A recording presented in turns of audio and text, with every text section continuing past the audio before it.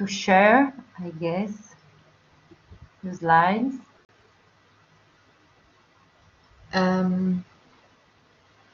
Okay. Can you see the slides now? Yes, perfectly. And then how I can change the slide to go up and down? I cannot see the slides, but it's okay. But yeah, we can see perfectly. So you can see the okay, you can see the first slide, and then okay, this is to go in the second one, I guess.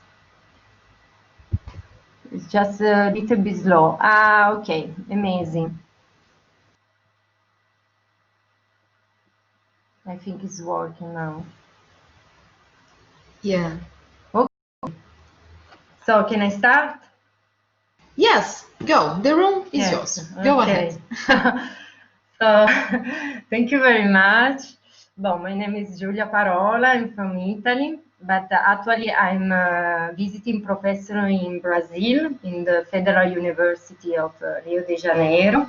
And first of all, I would like to thank Professor Oscar and Professor Monique for the invitation and to give us this amazing opportunity to present our project, our work, research project.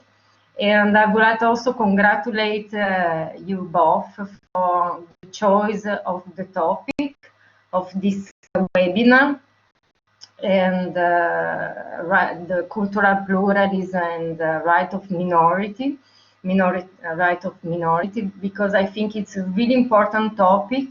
It's a topic that is not really discussed in a deeper level, at the level of academy. And so I think it's a really amazing opportunity to talk about this topic. And I followed also last week the other session, and I think they were really interesting. The section about animal rights, indigenous rights. So it was a really helpful also for our research. So we also talk about minorities. We talk about indigenous law.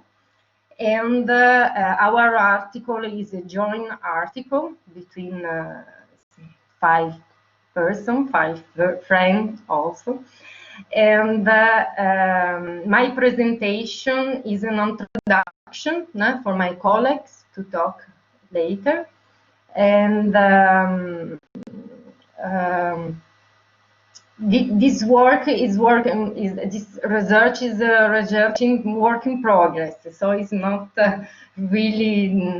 We're going to present some results about our project, about our research. We are really conscious that it's not the end, and then today can be also a new beginning. And so we're going to share with you some results. So so the title is Learning from Indigenous Law, the Core Value of Inclusion, Coexistence, and Resilience. And to do my presentation, I try to use 2 elements. The first element is the story, and the second one is the number 3. The story are really important for our society and also for indigenous society. So this is really important. And also the number 3. Sorry, I need to back to the second one. Slide, it doesn't go back. Okay. But about the story, I cite in the second slide that quotation from Aristotle. They say all story is what has a beginning, a middle, and a end. So the beginning, middle, and end is also our story. And also in the indigenous story, we find these 3 elements. And also the number 3 is a really interesting number. Because it's fundamental for to the human experience, for our human experience.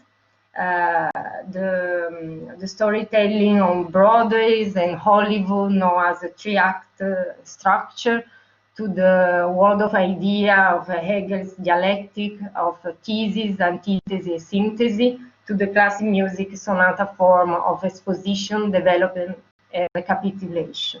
This the number 3, so he's is composed with 3 elements, and those elements are, they can look like linear elements, but they can be also circular elements. So, so they can be also circular, like the stories. They can also be circular. So there are innate circles in the physical universe that reflect those 3 elements, like a sunrise, day, and sunset, and departure, journey, and return also is an example, or birth, life, and death. So we can say that the number 3 is really important for our experience, and is like element that is reproduced. We can find this element in different experience of our life. And but the story also can be something that is circular.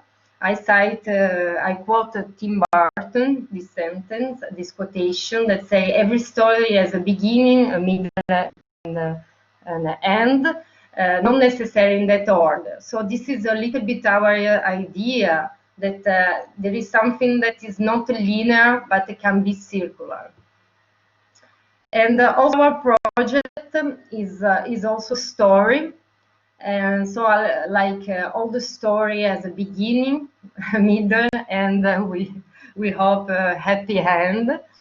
And also can be linear or circular. It depends where how we see.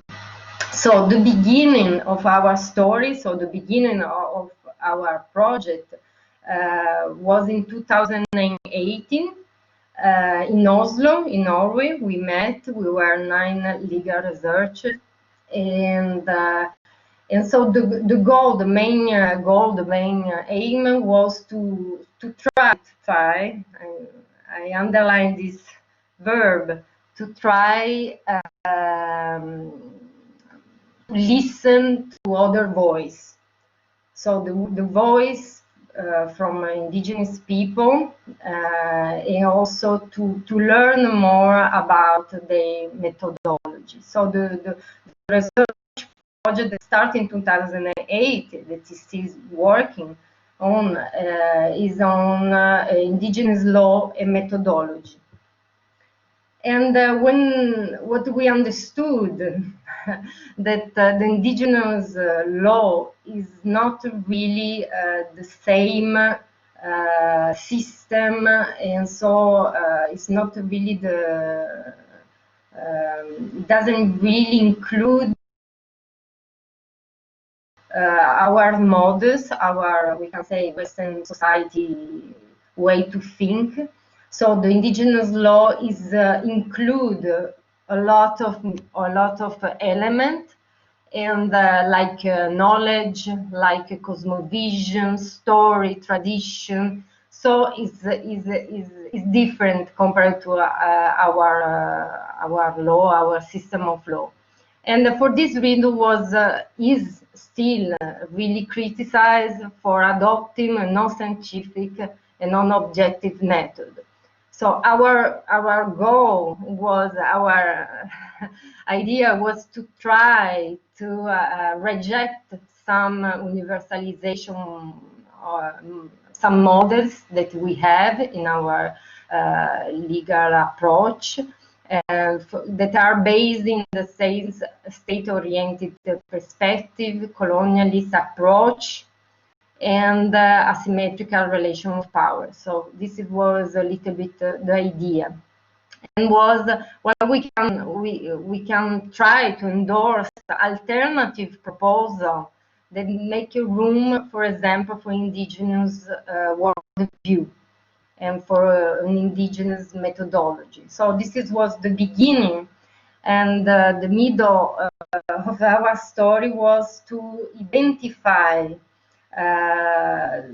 3 key lessons, 3 key words, and so again we have the number 3, and those 3 key lessons are inclusion, coexistence, and resilience. So in the left side of the slide, we have the linear idea, linear way to see the 3 key word, and the right side we have a circular idea. And why we put this 3 key word in a circular way? This idea that there is not one word that is more important. Of course, to be more clear, we're going to follow it. We're following a linear presentation. So, but the idea was not to give this idea of circulation. And so we learn what we try to understand what mean inclusion for indigenous people and for indigenous law, what mean coexistence, and what mean resilience. So the idea of inclusion from indigenous law, indigenous methodology, is the idea to include non-human and the nature, not human, not human, and nature. So this was the first understanding that we had. And then second is the coexistence. So different legal order, different legal systems, they can coexist, and different perspectives, they can also coexist. And then we have also the resilience. What we can learn from indigenous law is the resilience, the indigenous world ability to be resilient toward change. And then after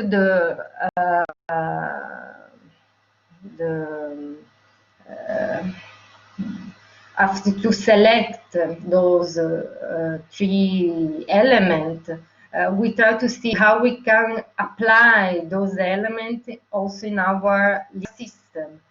So we understand that the indigenous view teaches the importance to include and to embrace our deepest connection with nature and all living beings.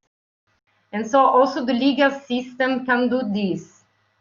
And the idea that the official legal order have to include and be interconnected with norms that defend and protect people, indigenous people that can be indigenous and not indigenous, communities, and nature. And then we pass to the second key word or lesson, that is the coexistence. Okay, up here. So the coexistence is also what we learn, and in the indigenous world, coexistence means that different methodology, different way to see, they can coexist in peaceful and lasting relationship. So also in our system, in our legal system, we can try to live to use the coexistence, and so indigenous legal system and the international law and national law can also should coexist and live in an harmonious manner. And then we have the third K word, that is resilience. And the resilience is also really important, and so we learn a lot about the indigenous world because they use in the past, and they still using this quality to be resilient, facing adversity, trauma, tragedy, and so resilience is the answer. And so how we can use the resilience also in our legal systems, we can use it because we live actually in challenging time. And so we have our system, legal system, they have to be also resilient. And then we arrive to the end, to the happy end of our story. And what we learn, how we can use the K lesson. So the 3K lesson can operate at the level of law and legal system, indigenous and non-indigenous, bringing out a new insight in the way of approaching the law and the legal research. And so they also demonstrate that it's possible to participate in a different way, where the research member, the researcher, they can work together with communities and co-create the result. And so I say that it is the end of the story, but it can be also a new beginning. And so I will, after my introduction, I will give the floor to my colleagues that Arianna, she's going to explain a little bit more about inclusion and in the interaction between different legal orders, and she analyzed the case study of the Belo Monte hydroelectric power plant in Brazil. And then Apostolo will explore more the idea of coexistence of different legal orders. And the case, this case is from Norway, the case of Coastal Sami marine tenure. And then Valentina, she's going to present the resilience, the indigenous people resilience, and the case study on the Arctic. And then Margherita, finally, she will close the session, the presentation. She will give some concluding remarks on semantic implication and on a new cosmology. And so, thank you very much. And I hope you can hear me and see the slides and everything. Oh, thanks a lot, Giulia. Thanks a lot for the introduction. Can you hear me well? Yes, I could hear. Yeah, we could hear perfectly and see all the slides that were really good. Because really, the slides were a little bit slowly. No, they were clear. They were really perfect, stable, and really, how can I say? We could read it, everything very well, and understand everything very well. That was really perfect. Really good. Thank you very much. Welcome. And how I can go out from? Yeah, good question. Oscar, please, can you help us with this? Maybe, sorry to interrupt. Maybe, Giulia, you could keep the presentation for me on the page of the inclusion so that I can use it as my background while I do the... Okay, I will. So I will put again. Thank you very much. We just see if I appear. So you want the slide of the inclusion?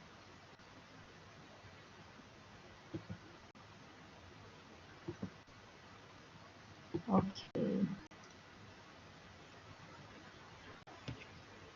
It's a little bit slow, sorry. Yeah, it's fine. I guess that's the digital world.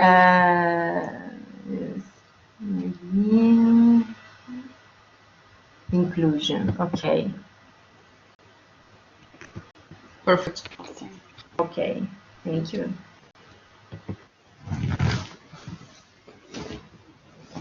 So may I start my part? Yes, go. Yes. Okay. So hello everyone.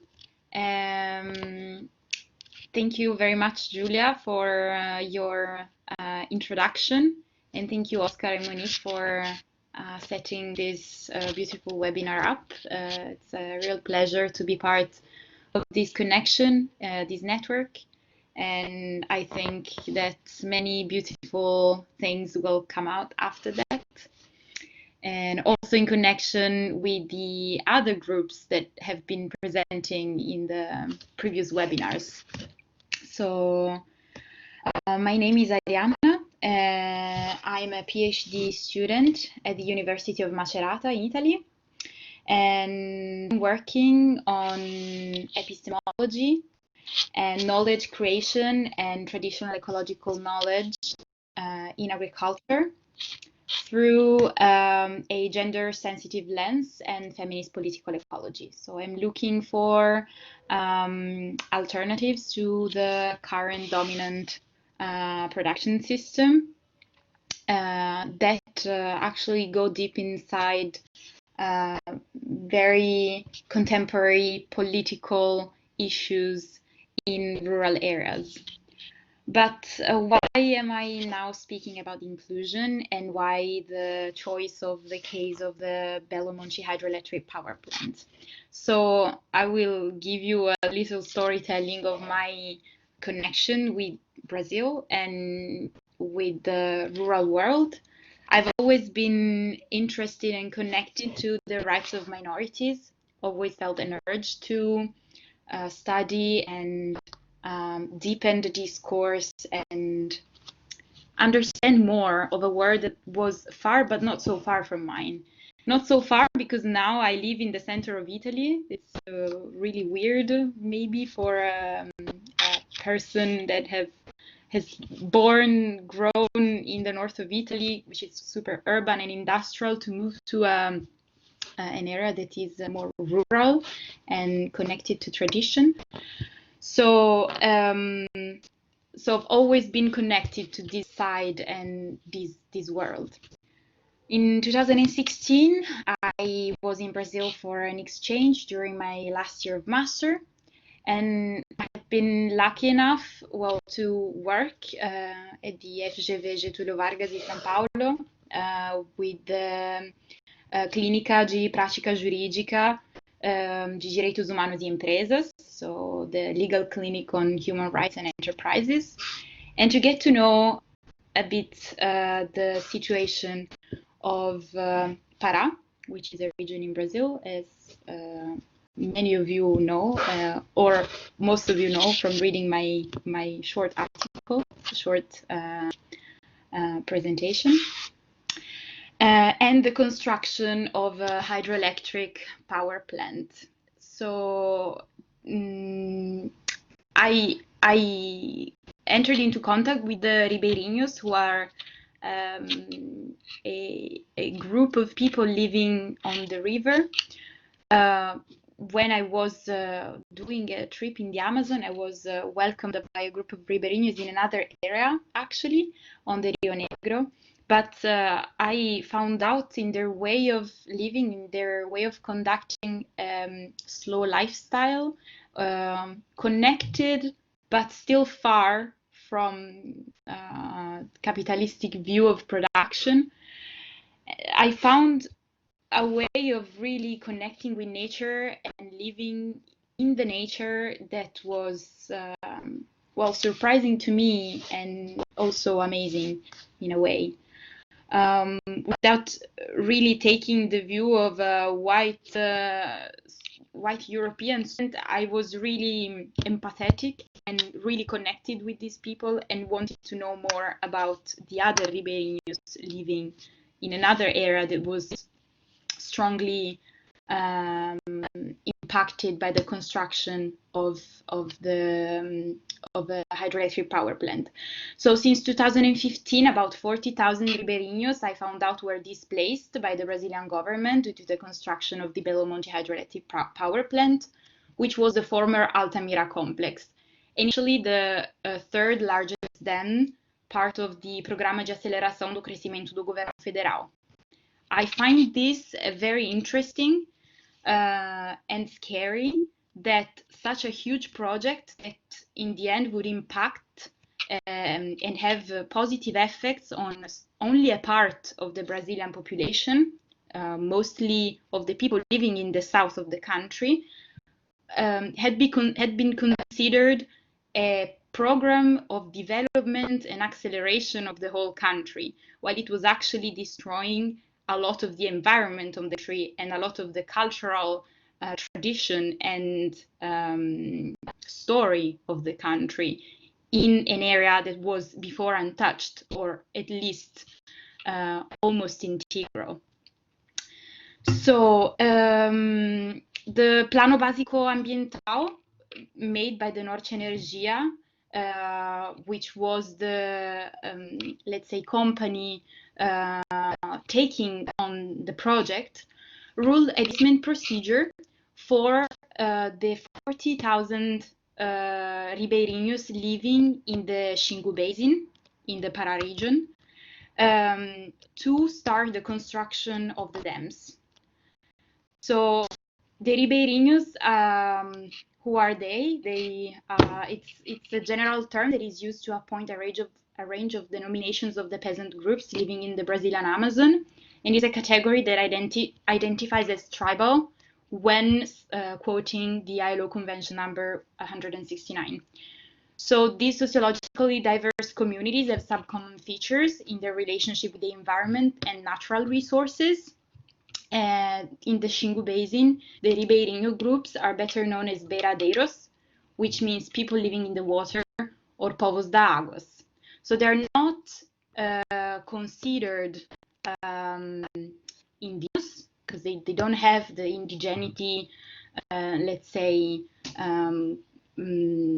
nomination, but they are considered as tribal peoples, and they are considered traditionally occupying the lands that they live in. So they have an ancestral and strong connection with the land they live in. Especially because production, for example, for these people, is characterized by the combination of diverse activities, which are alternated between the subsistence farming and the marketplace. So production depends upon a number of variables, such as the availability of the workforce, the rate of the family integration, and the development of social units. The configuration of each community, consequently, requires wide plasticity. It implies a certain degree of unpredictability in the community's everyday achievements. Their living pattern undoubtedly reproduces capitalistic dynamics without really completely depending on them. It means that for a certain part of the year, the ribeirinhos are mostly involved in their aldeias, living mostly outside the city and in their communities. But the ribeirinhos are also strongly involved with the city, and in the case of Belo Monte, with the city of Altamira, because they really support and share the idea of educating the younger generations. So schools and services are, of course, part of their everyday life and everyday routine. What happened? What often happens is that the ribeirinhos have double housing. So before the construction of the Belo Monte hydroelectric power plants, they were settled both in the forest and both in the city, because, of course, for the reasons mentioned before. So on the one hand, there are dwellings of forestry area, usually gathered around 20 to 30 buildings consisting of wooden stilt houses in an area softly close to the river. Also for permitting to the families to reach the water during the dry season and also in the winter season. Households in the urban areas are settled at the edges of the cities where flooding occurs periodically. And the proximity to water is actually crucial in order to grant access to the city through the use of their traditional boats. So also, since the communities are constituted by 20 to 30 dwellings, there are strong connections between each family that are not based only on kinship relationship. Well, in the sense of being blood kinship relationships, but they extend to other individuals of the same community that are closely connected to each family nucleus for moral or ritual reasonings. So this is important since the eviction process that took place in 2015, more or less, and that evicted around 40,000 of the Ribeirinhos with also indigenous peoples, didn't really take into consideration the fundamental characteristics of these populations. So the identified forms of remedies that were given to the Ribeirinhos communities were three. Pecuniary compensation, which of course wasn't enough to cover the value of the original lands, especially for those who could count on a double housing before eviction. And of course, because an amount of money doesn't take into consideration the moral, the immaterial connection that the people have with the land they live in. Then there was a seat reallocation, which took place in 2015 in the forms of reassentamentos in ilha remanescente, which means that groups of people were put in the new islands born after the beginning of the dam's construction or on the edges of the Xingu River in 2016, that in the end raised conflicts among the people who had been resettled and caused troubles for the traditional units of cultivations. And in the end, the third case was the case of urban resettlement arranged, urban resettlement in the reassentamentos urbanos coletivos, which I saw in other areas of Brazil. It's actually a quite used way of reallocating people in Brazil, and it's quite scary because it's big areas of small houses, very close one to another, which doesn't really look like a village, and it's normally well, in the case here was in Azul, Casanova, Jatobá, São Joaquim villages near the city of Altamira that weren't really well connected to the city center or to the services like health services or schools. And the dwellings did not comply with the traditional living habits of the peoples, while also breaking the connection that the Ribeirinhos had built in years of living in forest. So the displacement disregarded the dense social nets of the Ribeirinhos, disarticulating the traditional mechanisms of their territorial administrations. It reduced their capacity of acting freely in a territory by delimiting their households. And third, in the case of the reassentamentos urbanos coletivos, it prevented them from having a contact to the river, principal source of income and sustenance for family members. This resulted in a shift from an economic model based on agro-extractive activities to an urban and capitalist pattern that wasn't really part of the lifestyle and cosmovision of these peoples. So why do we need to speak of inclusion? And why this word needs to change through time and needs to take new configurations? Because we are always in a process, well, going through a process of change and evolution, and we need to change and evolve with the people and neighbors and that live in rural, remote areas, which are not different from us, and actually we can learn from them and their way of living.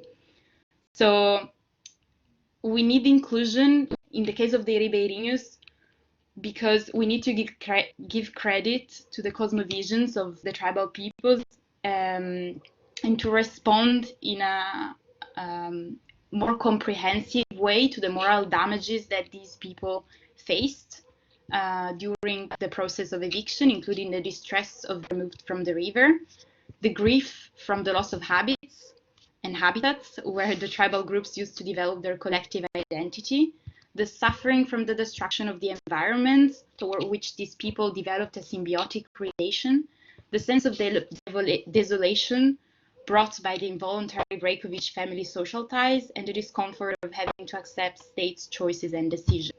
So one way that I see of developing a system based on the principle of inclusion, respect, transparency, and openness beyond our Western norms and our way of dealing with eviction and the construction of projects is, for example, the model of the community economy approach.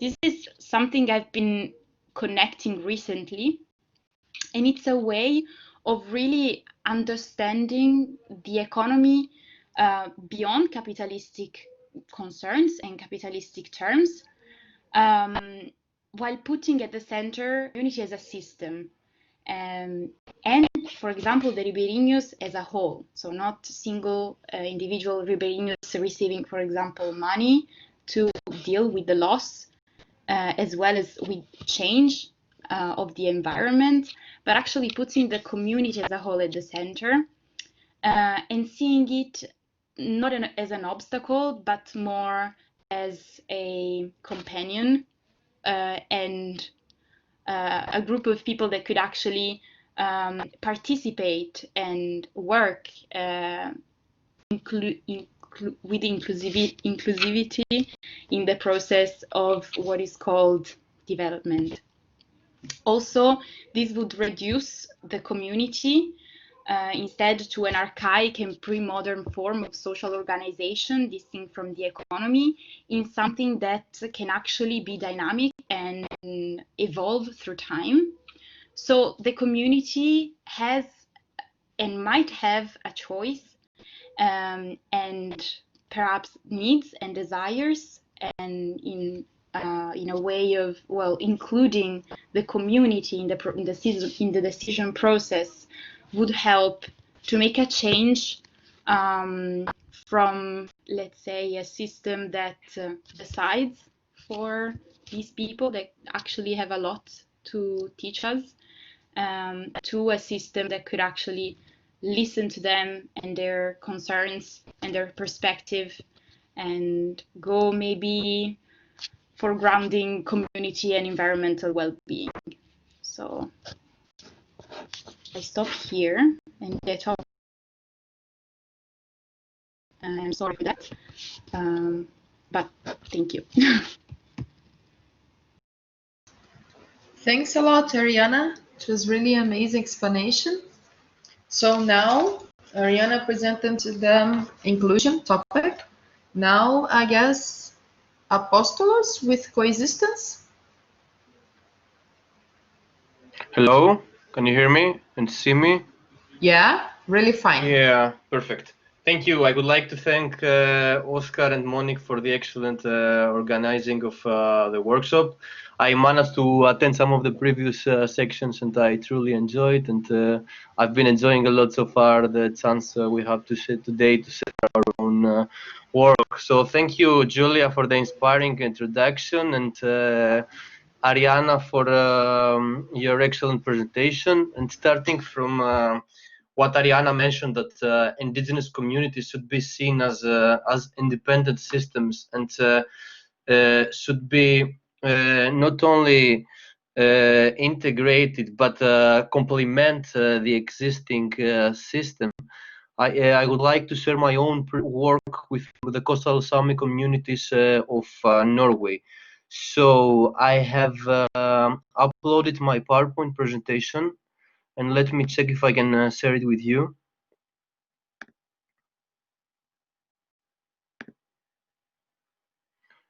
Can you access it?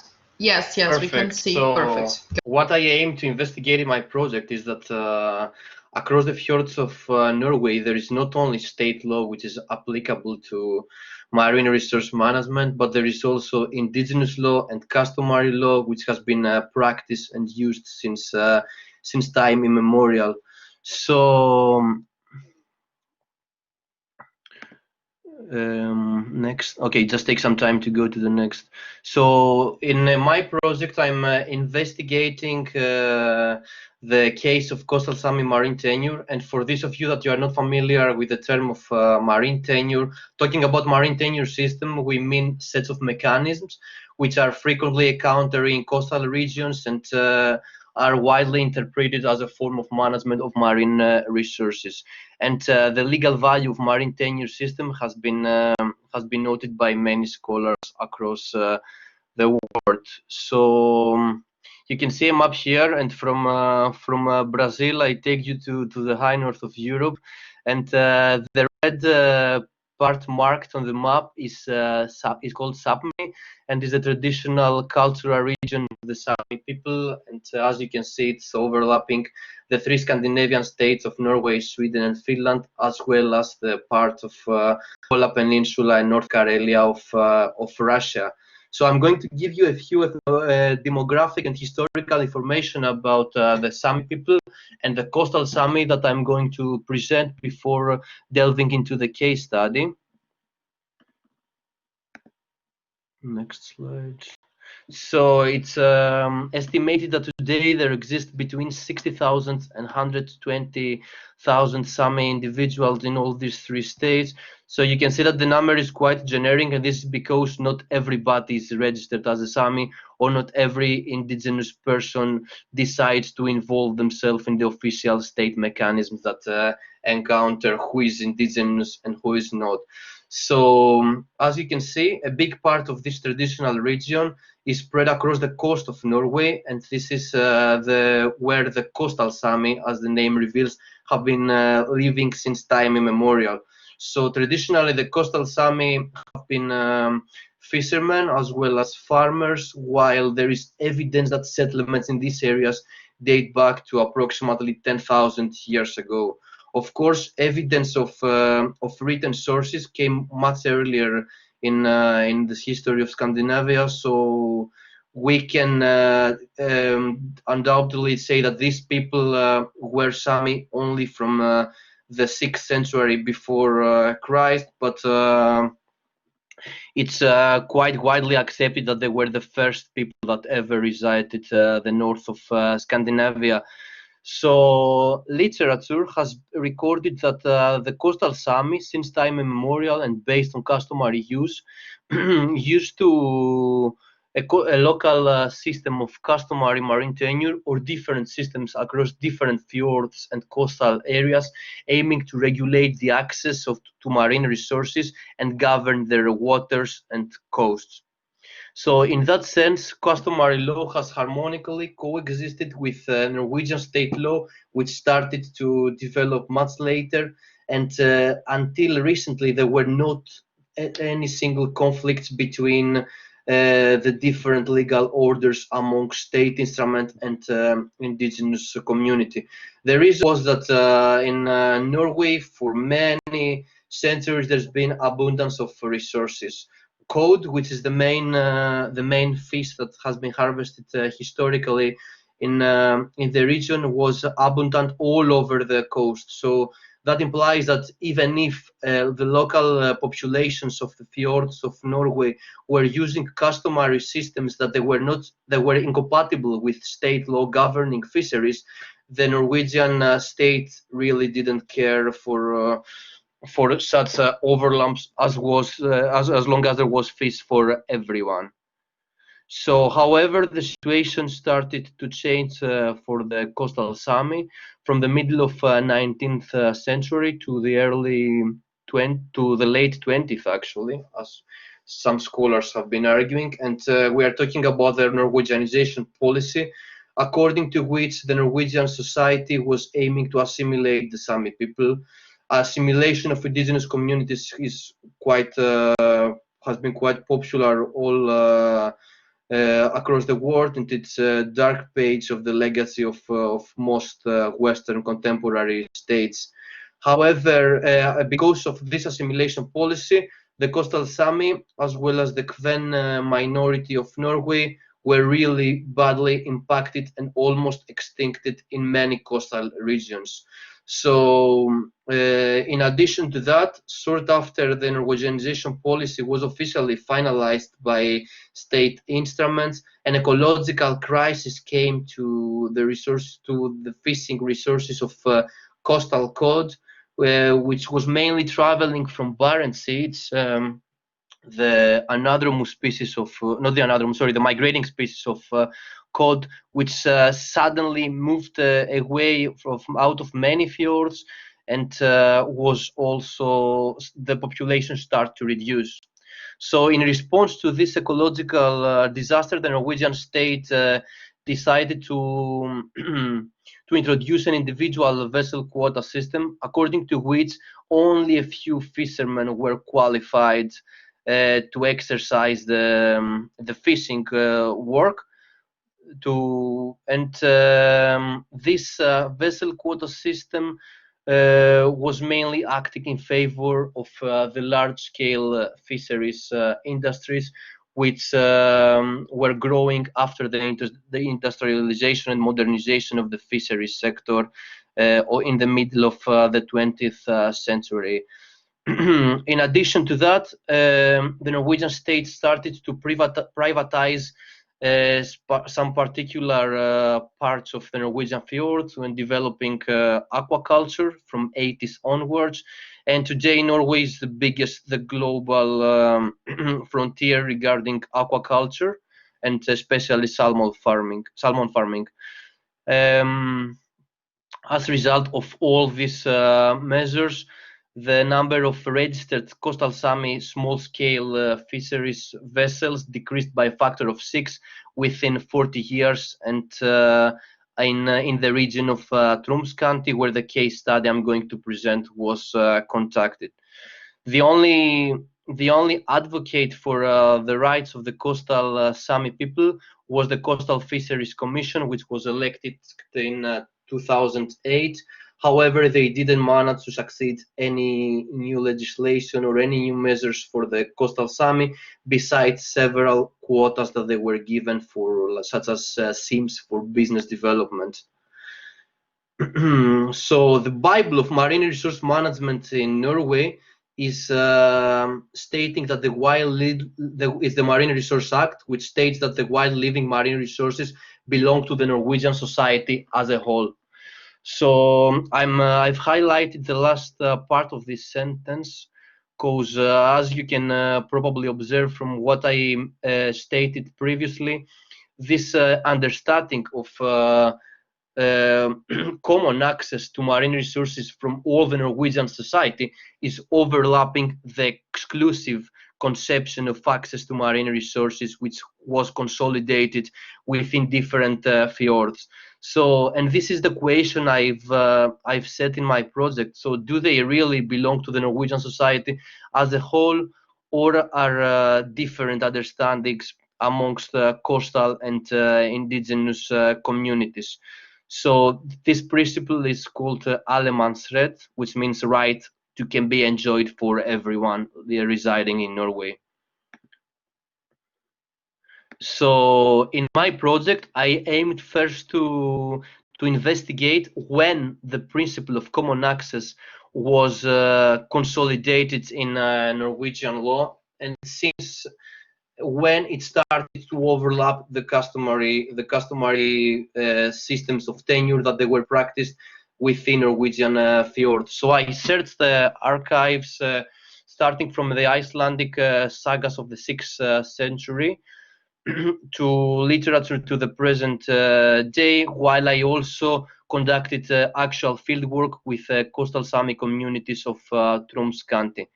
My fieldwork comprised of both participant observation in Coastal Sami activities such as fisheries or cargo or fish processing and selling, while I also conducted questionnaire-based interviews discussing about the conception of law amongst the project participants and how they think that ideally the fisheries should the access to marine resources should be regulated. I'm not going to touch upon the element of the interviews now because of the limited time, but I'm going to share with you the results of my participant observation. So from the literature, I will briefly mention that I found that at least since 1830, the common access principle has been explicitly established in Norwegian law. However, as I mentioned, it was not in conflict with customary legal tradition because until early 80s, when the code crisis started.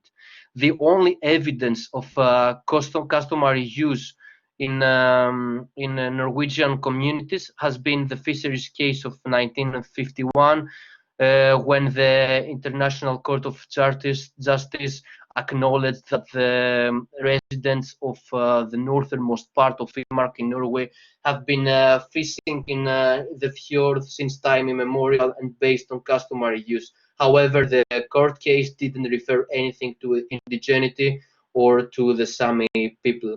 Besides that, customary law or indigenous rights for Sami saltwater fish have never been acknowledged within Norwegian law. What I found really interesting in my literature review, and was actually the reason that intrigued me to go to the actual field and to investigate the case study, was an article written by Ivar Björklund. And Björklund observed that in early 1920s and 30s, in coastal communities of Troms County, there was an ancient marine tenure system called MEA, or VIC, in northern Sami, and according to this tenure system was an aggregate of knowledge about sea currents, climatic factors, fish migration, spawning grounds, and habitation, and was strongly based on Sami terminology about seascapes. So as you can see, I have designed a graph. And you can see now a fisherman above the fish. Based on this customary tenure system, the coastal Sami of Troms County were able to determine the seascape. So the system had the navigation to determine the seascape in order to find the exact spot to fish and navigate in the fjord. So besides the navigational and topographic value, Björklund observes that this system had also a regulative, a normative value, as long as the local populations were using the system to delimit the individual area for exclusive access to marine resources for each household. That implies that each family had a specific part inside the fjord where customary used to fish there, and the others were not overlapping. And he also observes that such breaches of that system were leading to the moral stigmatization amongst the local community. So you can see also a form of customary criminal justice in this case. And in the next slide, you can now see that how the fjord was delimited.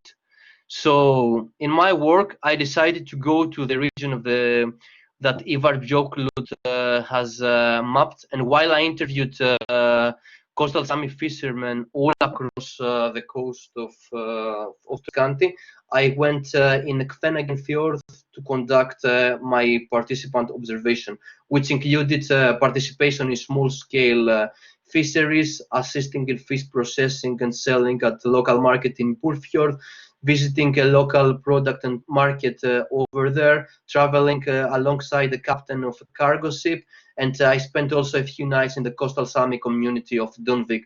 So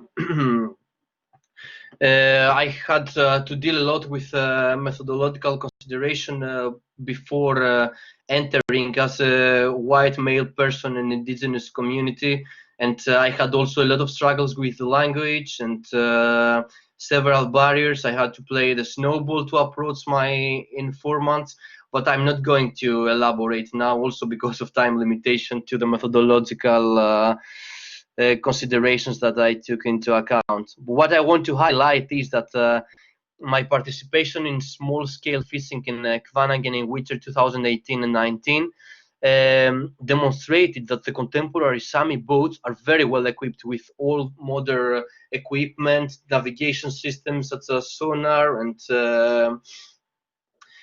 however, these fishermen, okay, still have the knowledge of MEA, even if they don't use this term that I mentioned before, in order to navigate and determine the marine resources in the fjord. However, through intergenerational knowledge transfer, this knowledge have been passed to the contemporary Sami generations, and occasionally they use it while navigating and fishing in the fjord.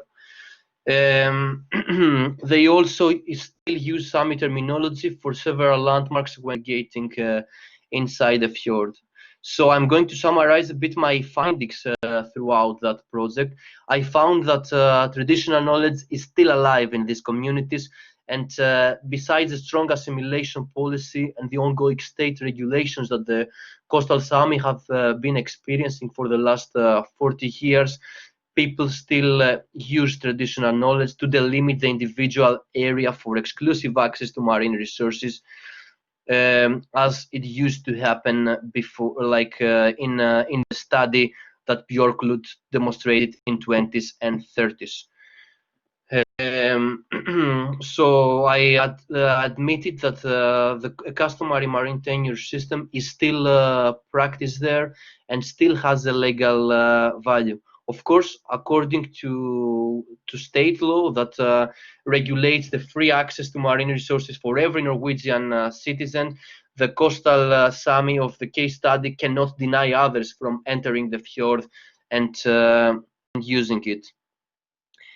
In that sense, you can see here in the graph that I put together the trawlers and the local fishermen.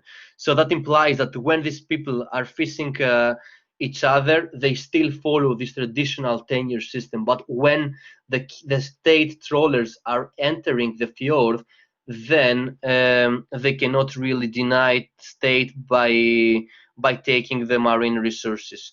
So I found that this customary legal tradition or indigenous law, because we are talking about indigenous communities, is in conflict with the state's understanding of allemansrätt, that the fisheries are a right for everyone entering the fjord, are in contrast with the maritime industries, which are in favor of gradual privatization of use of the fjords, for example, for aquaculture, and in conflict also with the Marine Resource Act, which demonstrates, as I mentioned, that the marine resources belong to the Norwegian society as a whole. So I discussed my fieldwork findings in relation to domestic and international law, and I sketched the legal framework according to which the rights of the Sami people have been developed in national jurisdiction in Norway. And as I mentioned before, there is no single law that acknowledges Sami right to saltwater fisheries or customary tenure. There is a bunch of provisions in implementation of Article 27 of ICCPR that they recognize the material basis of Sami culture as a minority, but there is no law that regulates rights to fisheries. And there are prominent examples across the world, and also international case studies that they have demonstrated that there is customary use by indigenous communities. And the Apirana Mahuika et al. Versus New Zealand, it's such a case dealing with saltwater fisheries, while the Lubricon Lake Band versus Canada, it's a very recent case which granted in a lake freshwater exclusive fishing rights for indigenous communities. So finally, there is a lot of case studies where coming from Scandinavia, where the Sami, based on Article 27 on the ICCPR, have been seen their cultural rights acknowledged, but not in relation to fisheries. The only case dealing with Sami fisheries and freshwater fisheries is the most recent Girjas case, but when the Supreme Court of Sweden acknowledged the local community exclusive rights for the administration and use of the local river and lakes. But still, this case is also dealing with fresh water.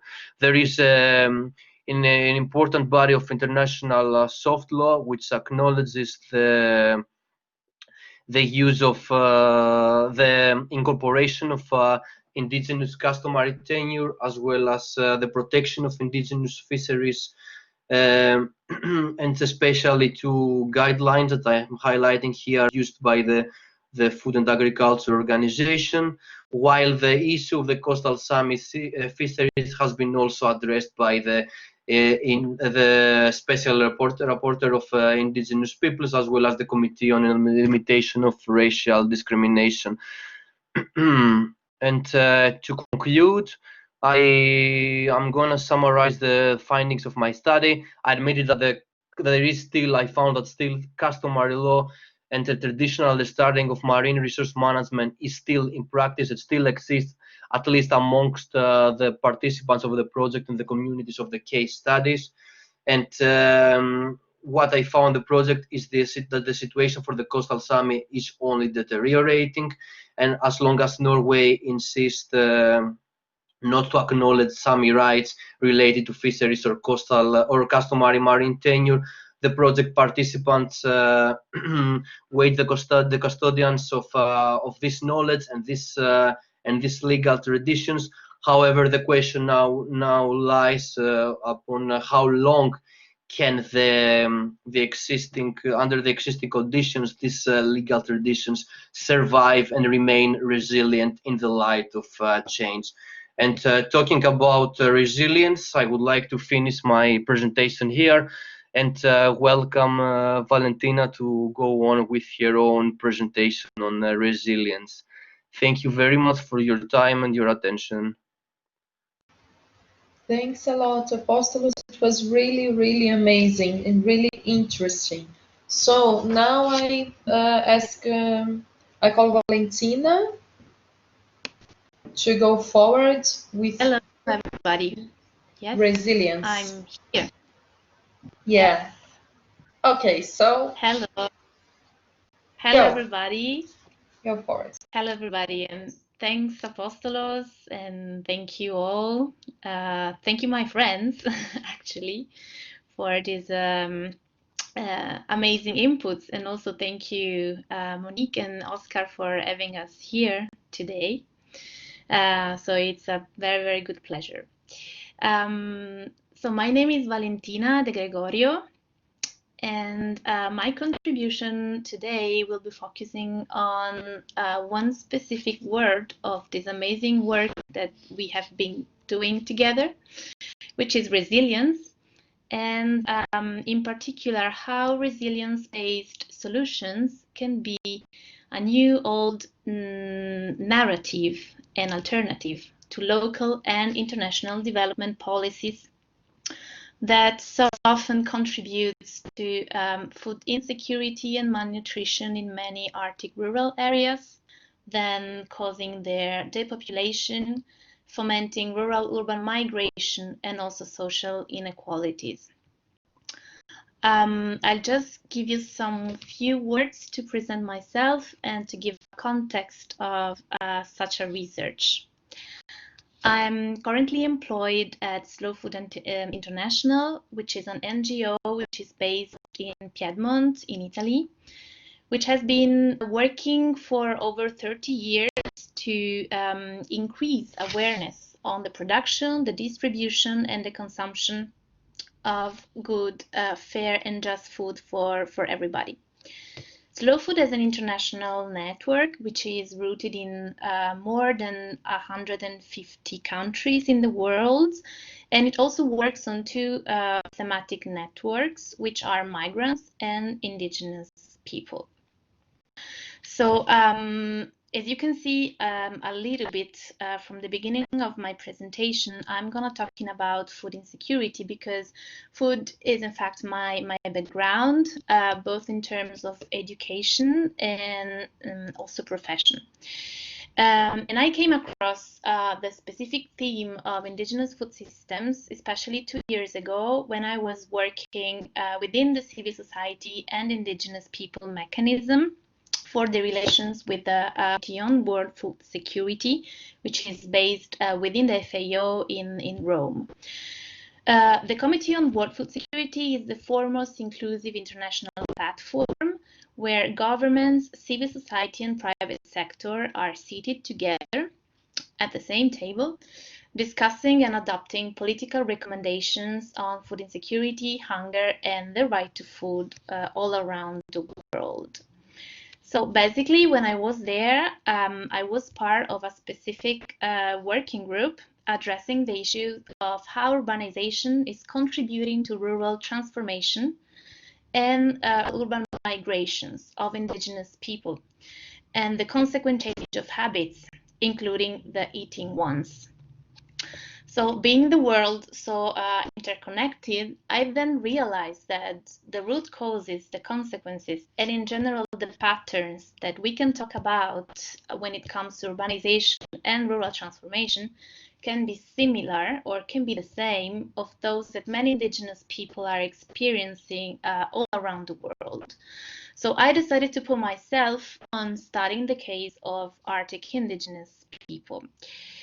So in this way, even if I was conscious of the limits that a desk research can have, I started this study journey, studying on the one hand the environmental disasters caused by the excessive burden of human activities on Arctic territories, and on the other hand, also trying mapping and discovering the small but also significant seeds of change, so the stories of resilience put in place by the commitment of a multitude of actors at any level towards the construction of a resilient Arctic rural ecosystem, which is also able to withstanding a climate that gradually becomes warmer and the continuous shock waves deriving from an unsustainable model of economic development. So as I mentioned in the article, this contribution is based on the premise that problems such as hunger and food insecurity are not only happening in the global south, but what I would like to point out is that even the indigenous people of the global north bordering the Arctic region are embedded in context and situation of structural poverty. I'm talking about many indigenous population to whom the Arctic is home, for example, the Sámi from the northern territories of Norway, Sweden, and Finland, but also the Nenets from the Siberian Arctic, the Aleut people, as they used to call themselves, or Ugandan from Aleutian Island in Alaska, but also Yakuts from the eastern Siberia, the Inuit in Alaska, Canada, and Greenland, and then the Yupik or Western Eskimo between Siberia and Alaska. So these are just some of the indigenous population in the Arctic. So as for all indigenous peoples in the world, their survival is closely linked to the region in which they reside, because they retain its knowledge, they uphold its traditions, and also preserve the biodiversity there for millennia. These elements contribute, of course, to the shaping of their own food systems, which also determines their stories and identities. However, as we can imagine, the challenges that Arctic and subarctic indigenous people have been facing over the last decades are directly and invasively affecting those pristine territories that they had been living in and carefully nurtured for years. Among these challenges, we can mention, of course, climate change first, and then the anthropogenic activities on nature causing climate changes. In terms of climate changes, we can say that it is putting indigenous people's survival under serious pressures, as they are directly dependent on climate conditions to provide food for themselves and for their households. And to mention some anthropogenic activities of overexploitation of nature in the Arctic, we can mention the rush for the widespread presence of raw materials in the Arctic regions by industrialized countries and transnational companies that play a key role in their research and extraction. And I'm talking about oil, gas, but also uranium, zinc, iron, and rare earth for the production of electric machines, computers, etc. And then the fish resources by the fishing industry to be used as an essential ingredient for the production of the frozen sticks for large distribution chains and fast food. And then, last but not least, also the systematic deforestation of large parts of the Great Northern Forest, and I'm talking about especially the 16 million square kilometers from Alaska to Russia, crossing Scandinavia and Canada, which is deforested by the paper industry. So for all these reasons, Arctic native communities have experienced or are at risk to face critical situations of food insecurity, contaminations, and loss of livelihood in their daily lives. The data that regard the Arctic region are alarming because several studies that have been focused on the northern part of Canada in 2016 spoke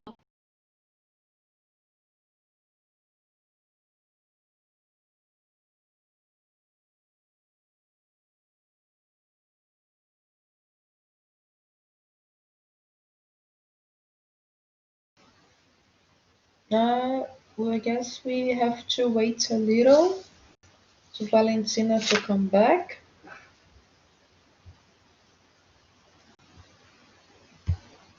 Ariana also may be out. Let's wait a little, Valentina to come back.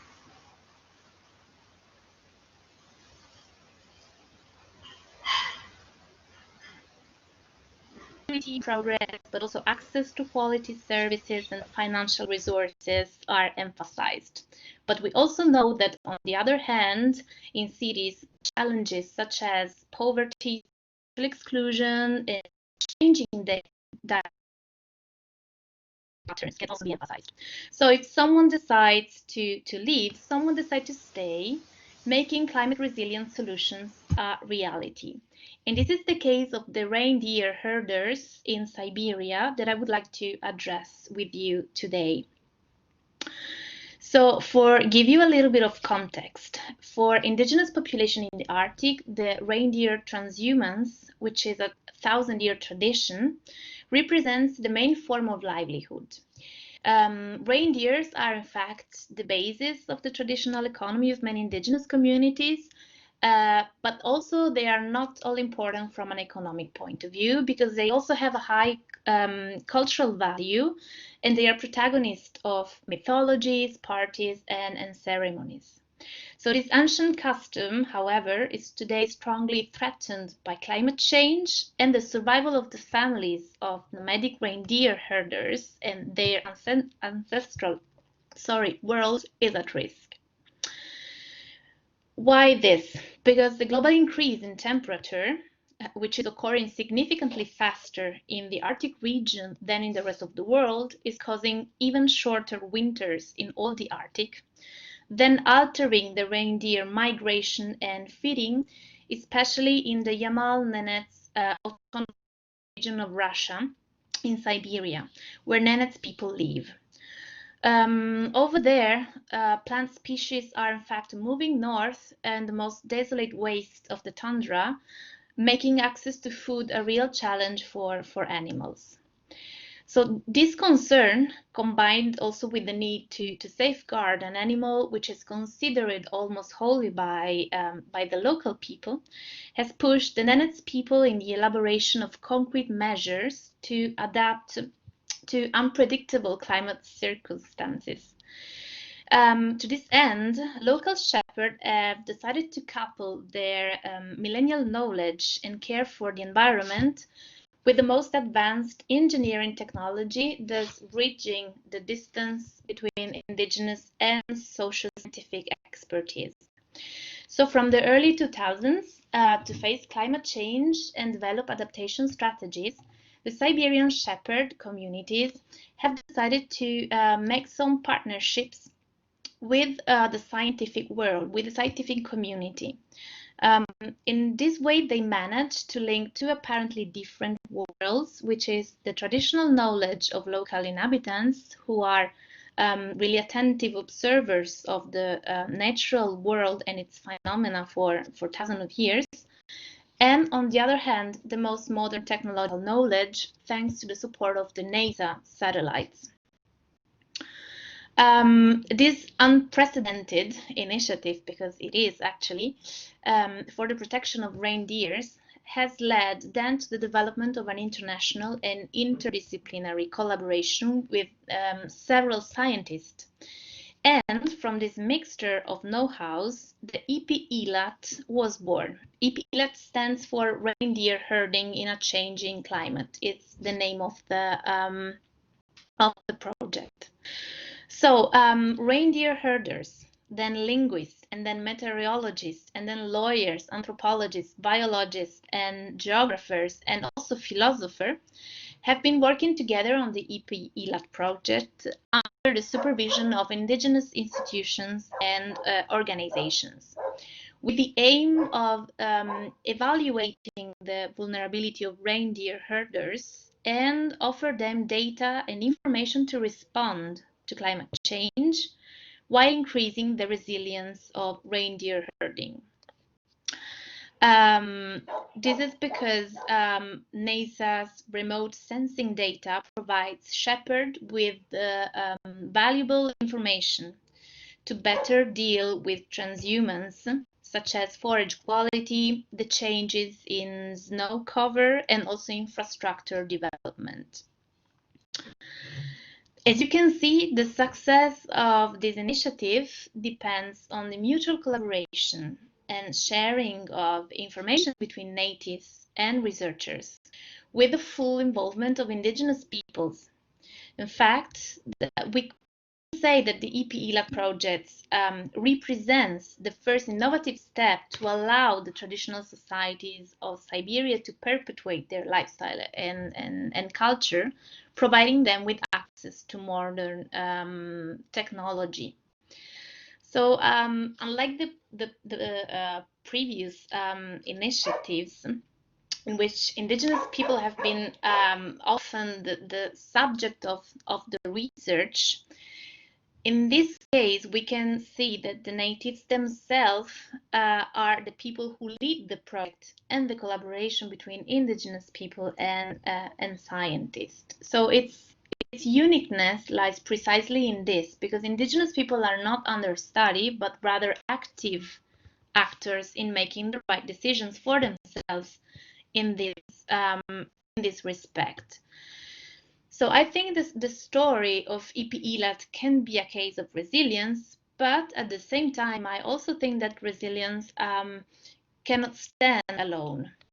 Because I think that indigenous question connected to the climate change and then the abandonment of rural areas, the human migration, and also the radical changes in indigenous dietary habits and lifestyles is a complex issue that cannot be solved in isolation from other political considerations, I think. So in order to ensure that a real and lasting change in the world, most troubled regions will be fully realized, as the Arctic is, I think that also resilience should go hand in hand with a careful assumption of responsibility, both by corporations and also consumers. So I think that a culture of collective planning, prevention, and resilience is key to put an end to the exploitation of natural ecosystems like the Arctic, while supporting indigenous people with a new technology that contribute to a more efficient climate change reduction is. So to conclude, I think that a multi-level commitment needs to be pursued by an informed public, which is able to leverage also governments to shift from some predatory environmental and food policies into more inclusive and viable ones, while at the same time recognizing that the knowledge coming from the complexity and the diversity of local and indigenous food system is a true heritage and not only folklore. So my presentation ends here, and I thank you all, and I leave you the floor to Margherita. Yeah, thanks a lot, Valentina. It was really amazing presentation. Thanks a lot. So now, Margherita. Yes, can you hear me? Yes, perfectly. Yes. You are welcome. Thank you. And I'll promise I'll keep it very short because we are quite running late. But I have certainly to join the collective tribute of gratitude to Oscar, Monique, and in my case to Giulia that facilitated this link, created a new bond. What I will try to do is to somehow follow what Giulia said. I will try to retell this story. So you will hear probably things that you have already heard, and because my presentation covered some of the aspects that have already been touched, but I hope also to add something or to enrich this kind of necklace of pearl of little jewels that we have heard today. So I will retell the story in the sense that I will start from an even deeper root than the one illustrated by Giulia. So Giulia said that this group has started working in 2018, and it's true, 2018 marked a very important milestone in our research and building our team, because we were somehow, some of us, the first ones, were initiated to the indigenous law and methodology. But actually, the story kind of is deeper than that, and it probably starts 15 years ago when Giulia and I, the oldest of the group, the senior at least, started investigating. Were urged by a sort of vacuum that we found in the Western legal orders in providing answers to environmental problems. So our starting point was environmental protection and participation, involvement of peoples at that time, of actors in the environmental protection. And we moved from there, from a very, again, Western-based perspective, to search for answers, search for lessons. We were researchers, we are researchers, we constantly search. Our perspective was, we were kind of exposed to diversity because our research was mainly informed to comparative law. So we not only looked at our state law, but we were already contaminated by a way of thinking that took into account diversity, different legal cultures, different languages, similarities and differences in the different legal cultures. But it was somehow illuminating for us the encounter with the indigenous law and methodology in 2018, because this search for diversity reached another level. And why so? Because up to 2018 we were somehow in our comfort zone of state law, legal orders defined as such, clear in the light, the sun of light, under the sun of light, light of sun. But the indigenous legal orders were less obviously defined and recognized as such. And that's where the indigenous methodology helped us, because we received a training from a group of scholars that showed us that there are legal principles in unexpected places, such as in stories or in nature, that all nature is encoded with legal principles, and it's up to us to find them and to find the connection between them. So that's where our exploration started. And of course, we weren't somehow pursuing the same objective as the group that was trying to build bridges between state law and indigenous law. We weren't indigenous people, so we kind of benefited from the toolbox of indigenous law to fill in the vacuum. The original research question that was, how can we best provide answers to the protection of the environment, making sure that we include everybody in this process.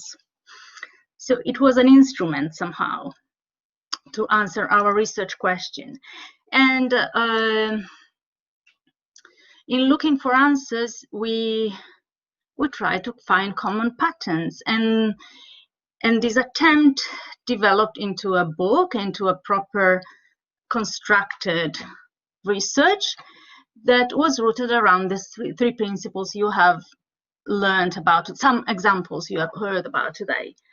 So, and we have realized that there is this trilogy, that circularity around these three principles, and we are very much aware that this isn't an exhaustive answer to our request.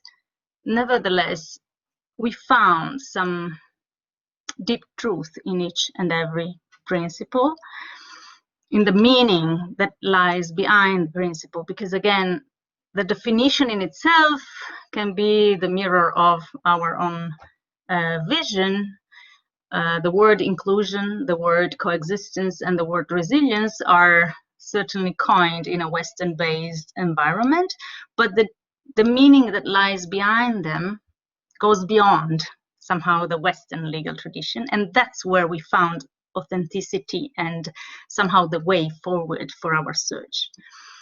And as you heard, for us, we have learned from indigenous perspective the meaning of inclusion in the relationship between community and environment, but also in the relationship between community and community, as Ariana's pointed out.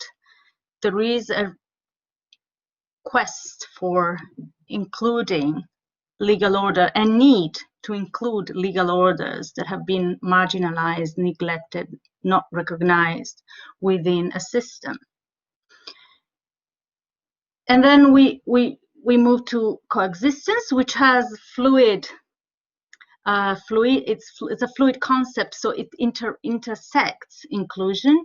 And with coexistence, we have realized that sometimes there is a need that two systems constantly are in constant dialogue and in constant relationship.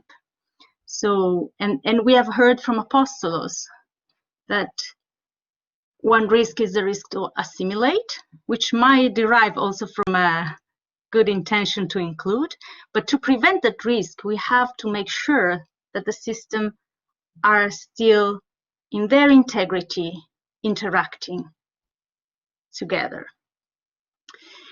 And then there is the lesson of resilience. And of course, it's an overrated, probably a buzzword today in the climate change narrative, the word resilience, but I also see there a deep meaning, and the deep meaning lies on the fact that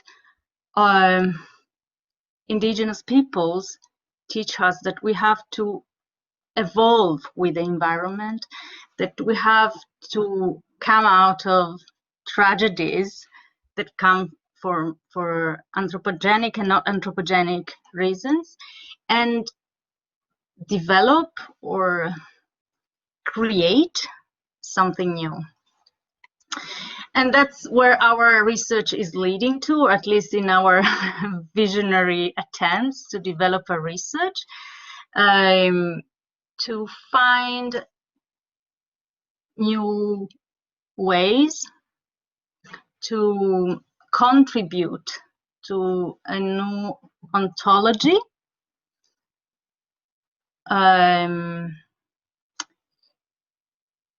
so that laws can reflect the natural environment and the relationship that are existing in the natural environment. And with natural environment, I want to include human and non-human beings. So in our first attempt to contribute to a new ontology, we have kind of, maybe our baby step is we have developed a glossary or a vocabulary, and these three principles are informing our understanding of a new ontology. That, in our view, at least from an instinct viewpoint, and we have also conducted some research, it's not only a dream like vision, but in our view should reflect the way nature works. And since indigenous peoples are probably the ones that have maintained the most intact relationship with nature, they are the ones that show us the way. So I'm concluding here, and if there is any question or room for debate, I am aware it's quite late, but I'm very happy to welcome any question. Thank you very much. Thank you a lot, Margherita. It was really, really, really perfect and amazing. So yes, I have some comments for you, and maybe I would like only to ask Tatiana to present quickly her paper, if you don't mind, and then I'd like to make the comments for everybody, because Tatiana, as I said, she was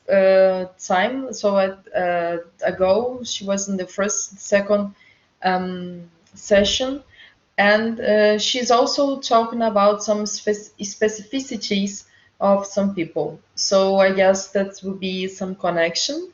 Maybe, I don't know if Tatiana is ready. If she's ready, she can present. If not, maybe I make the comments for you, and then after we see if Tatiana can come. I don't know.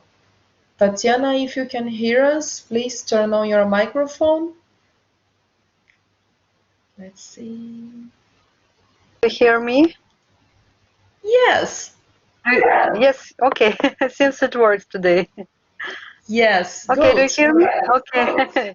Wonderful. I'm sorry I was not able to. Yeah? No, it's okay. Yeah, so yes, no. So you present some 10 minutes somehow, because we are going late of time, because after I'd like also to make some comments for everybody.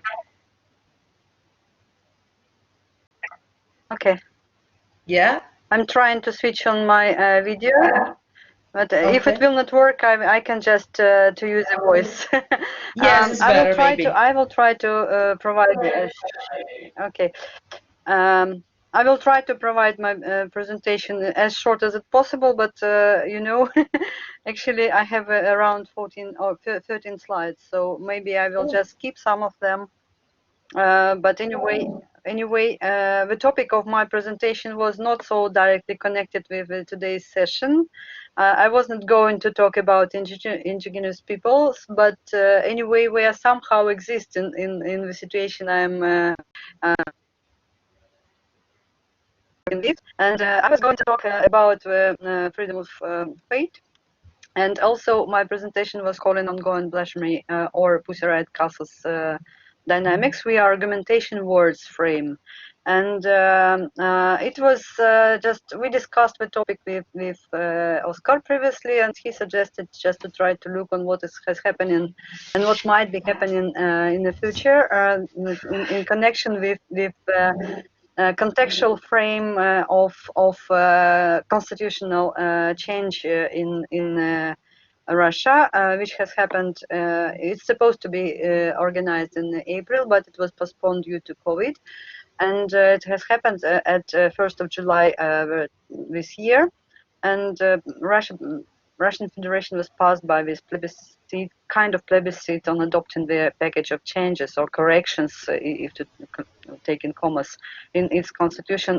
They were oriented mostly on some kind of political issues, and maybe I will skip these concrete political issues, just will focus on one which is going to be most important in consideration of the topic in general, and maybe it's somehow connected exactly with this situation with indigenous people, and not only in contemporary Russia, because in the new version of constitution it is stated and here I'm making a quote, stated that the Russian Federation, united by 1,000-year history, preserving the memory of our ancestors who passed us their ideals, and these few words are important, and faith in God, as well as continuity in the development of the Russian state, recognize the historically formed state unity. I was focused exactly on these three words, faith in God, as a kind of constitutional principle now adopted and approved by this plebiscite procedure.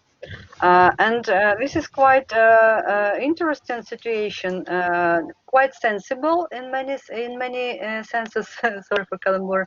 It's quite sensible for maybe not for current situation too much, but in the future it might be even more, might be becoming even more sensible in the situation than the aspect of religious identification of the you know, it's one of the important also for indigenous peoples as well, not only, I repeat.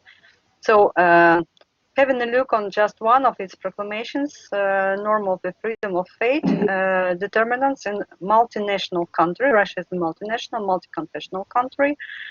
We try to look back a little bit on the so-called pro-feminist agenda protest, which has happened 8 years ago in 2012, and which might be considered as a kind of symbolical, at least, starting point, and not only symbolical but legal as well, discussions around the confessional prerogatives of the dominating actor by the Russian Orthodox Church.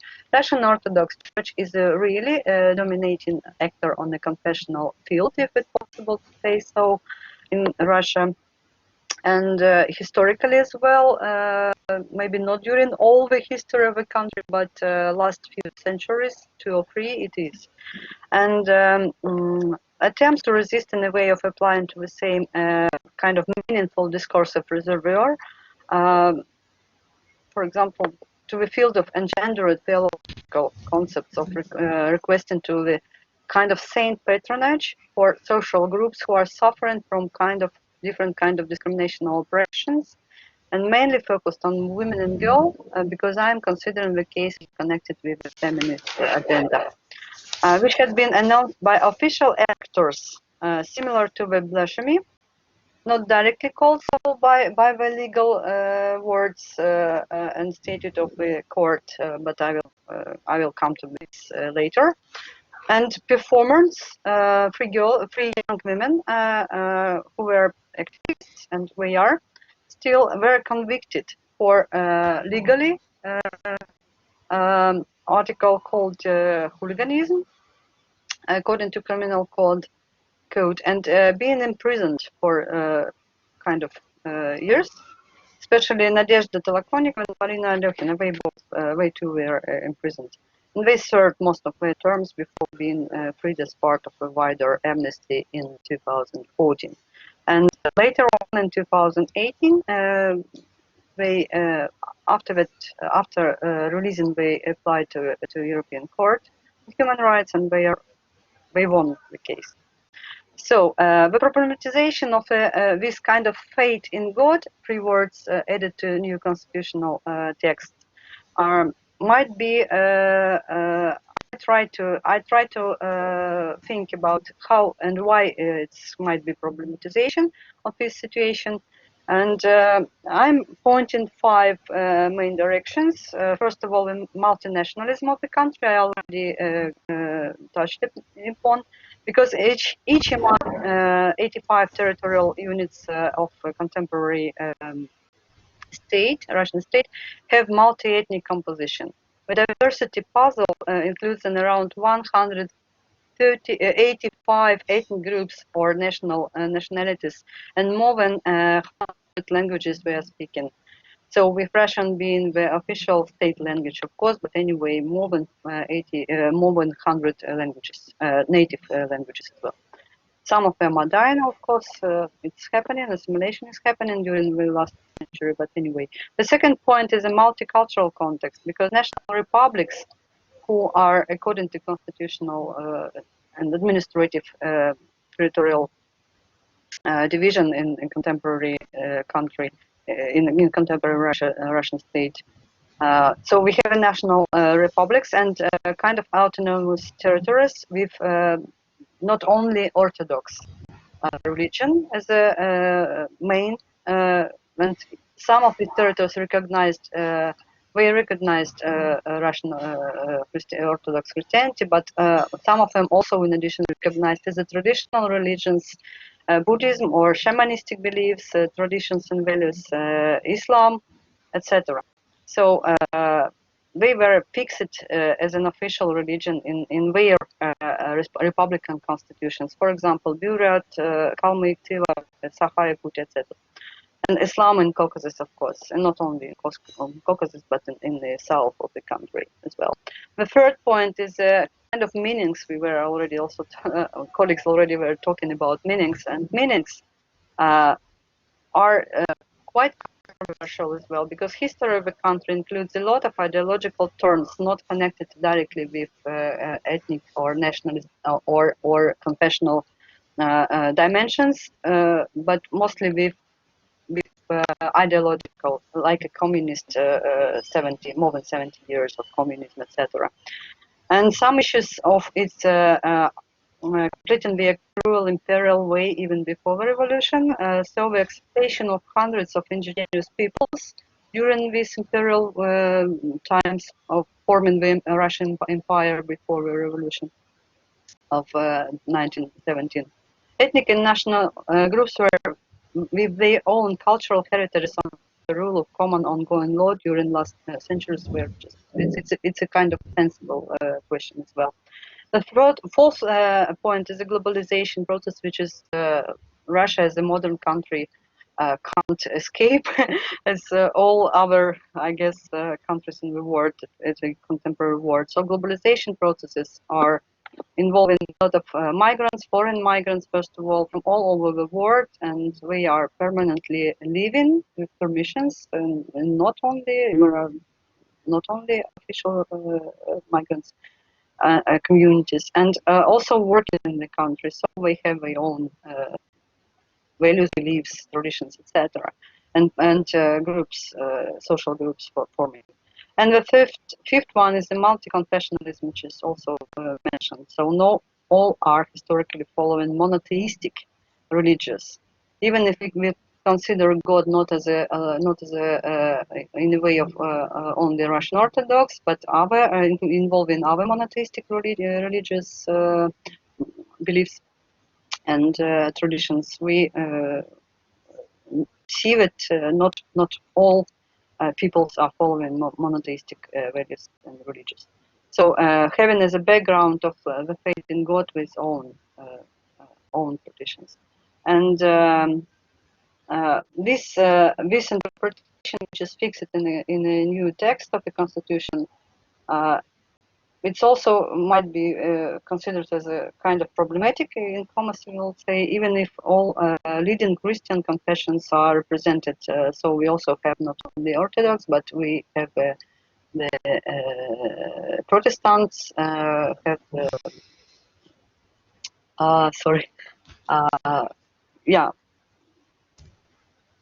Judaism, Islam is already mentioned, and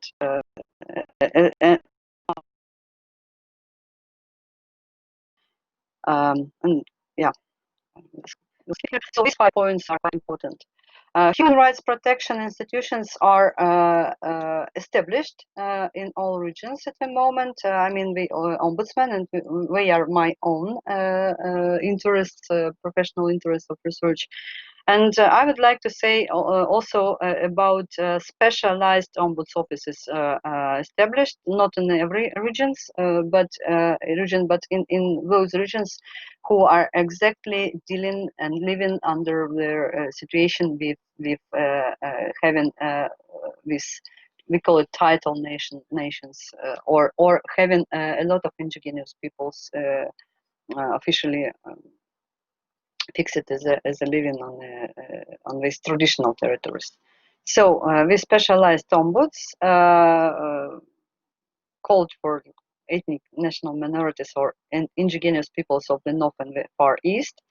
And even in 2005, the previous European ombuds Alvaro Gil Robles, Spanish, he was traveling to Russia and released a special report with focusing on the situation of these ethnic national and indigenous peoples' rights. So we also have quite a lot of Greek ancestors here, and etc. etc. And he fixed a lot of good achievements and or saves after late Soviet times, but nothing had been said in this report about the spiritual or religion side of these natives' heritages. But exactly this sphere might be, so to say, suffering from the domination of a non-one dominating or preferably recognized pattern. I mean, this monotheistic. Due to the gods are different and multiple in majority of shamanistic, for example, heritage, etc. So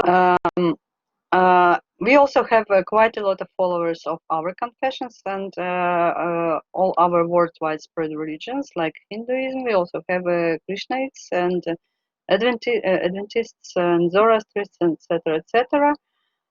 And right now, conflicts with state or between state authorities or legal rules are existing with representatives of some of groups of followers of different religions, or for example, one of the most poignant at the moment is the issue of this Jehovah's Witnesses.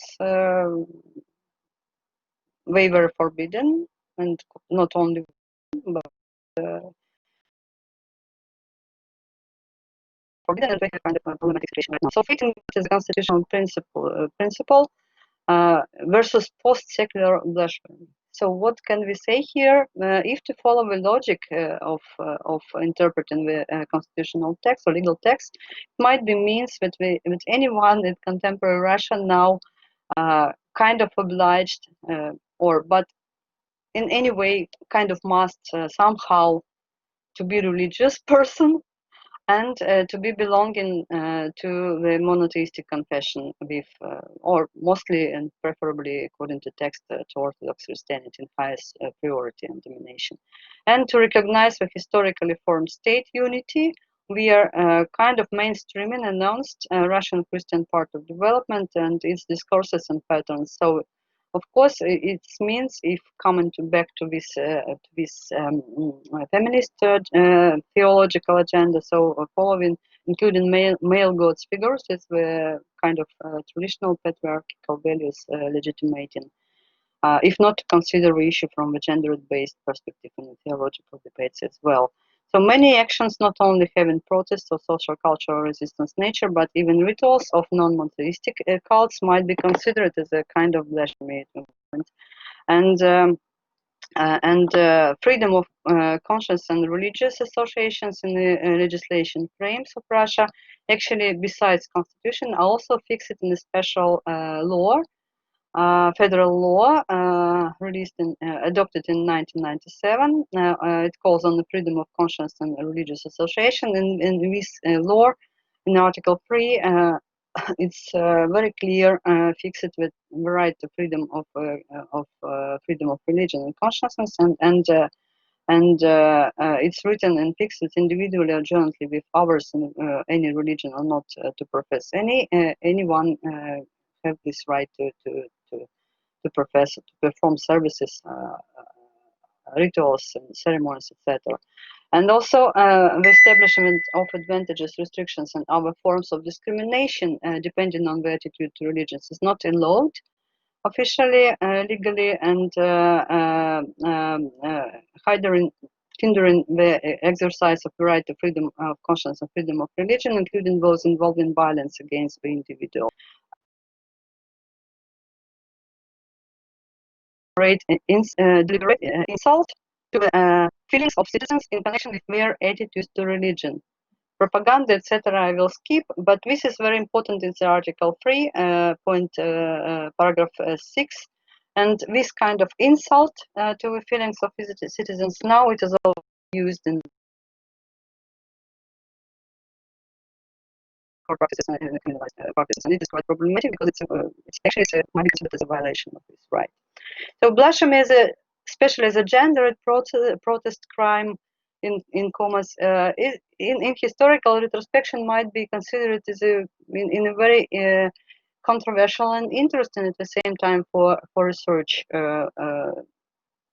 way, because protest forms connected with the church or religious services and or rituals having deep traditions in the Orthodox and not only, but in Orthodox Christianity specifically. The most well-known term, which is directly applied to the activist performance under review from the spiritual religious point of analysis, is called vaki, or the holy full actions in verbal and performative forms. And it was mentioned even in the Old Testament. Some prophets made fools of themselves, and it was like considering this kind of old-fashioned protest, or old-fashioned time protest, if it's possible to say. It's not jokey, but anyway. The Byzantium, in Byzantium, persons who had Byzantium is quite important for Russian Orthodox Church establishment and ancestry. That's why I'm mentioning it. So in Byzantium, persons who had behaving in this way were seen as an ambivalent patterns. Some order laws were produced to punish them, but later on, and specifically in baptized Rus, not Russia yet, but Rus, Rus in Russian, foolishness became a special kind of Christian work, a special feat. So it's a very important point actually, and important from a political point of view as well, due to these holy foolish persons had the moral especially power to criticize even authorities, even the Tsar himself, and they met with oppressions in the later times and persecutions later on up to the communalization. During Soviet time, it was a different situation, but before, and connected with the forms of actions. So Pussy Riot case as the starting point of debates and legislation changes might be really considered, might be and had been considered by some scholars as a kind of this kind of behavior. The action taken as a case was titled "The God's Mother, Expel Putin." I think it's quite famous case. 8 years ago has been organized. On February 21st, and these 3 young women I already mentioned entered the Orthodox Church, exactly the Christ Savior Cathedral in Moscow, new constructed or reconstructed after the Soviet time collapse, to perform the so-called punk praying, which had been convicted as a blasphemy. Legally and criminally considered as a hooliganism. So they were imprisoned, as I mentioned. So this case still might be considered as the most unclear for classification, not only legal but also sociological, political, even if later on the European Court considered it as a political action, and these ladies also were applying as a political action activism. specifically in the legal frames, of course, as it is still having the impact on new forms of political protest in the situation of mixed simultaneously transformations, like economically neoliberal changes, socially neo-patriarchate, politically hybrid authoritarian backlash. Actually, ongoing not only in Russia, I have to say, but I would say globally, we have other countries, big countries also with trends in the contemporary world. The case itself is necessary for us, was necessary to analyze attracting the theoretical model of the argumentation words provided by the Boltanski and Thévenot, French sociologist. The concept description I may skip. I will just say only that the model consists of 6 words and explains the theoretical possibility of reaching a compromise in order to find a kind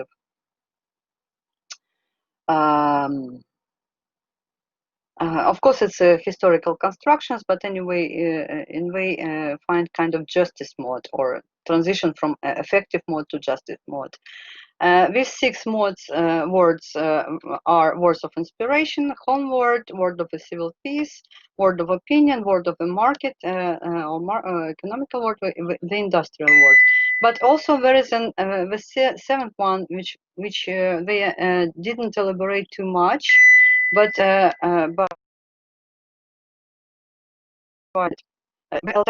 alternative word, a critique that tests the situation. Fine. So here I have just to skip the methodology. We were using the qualitative methods mostly connected to discourse analysis, and I'm coming to conclusion because I think I'm taking too much time. So what did we find during this process? How the dynamic was developing? We just wanted to, I just want to stress that we with my colleague, young colleague, she was a student, bachelor student at that time. We were considering different positions of different social groups and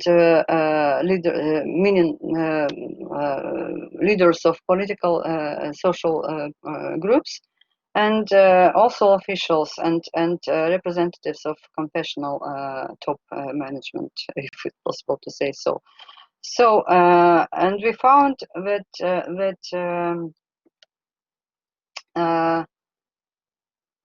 we found that actually opinion scale was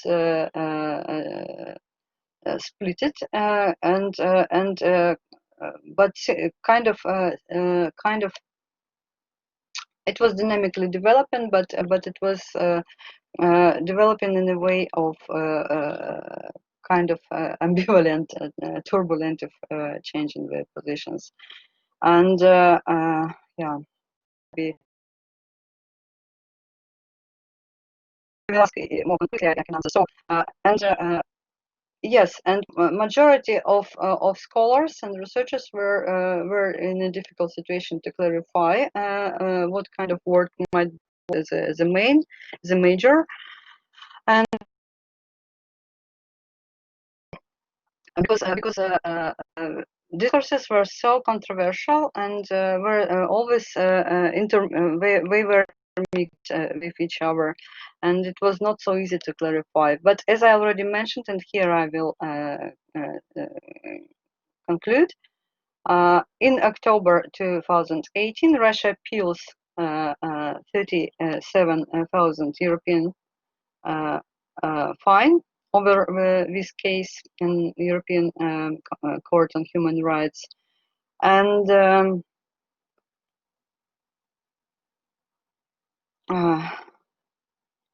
yes, and sorry, I've lost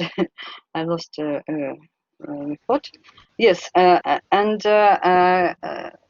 this case was considered mostly from the position of if to follow this Boltanski and Thévenot, from the position of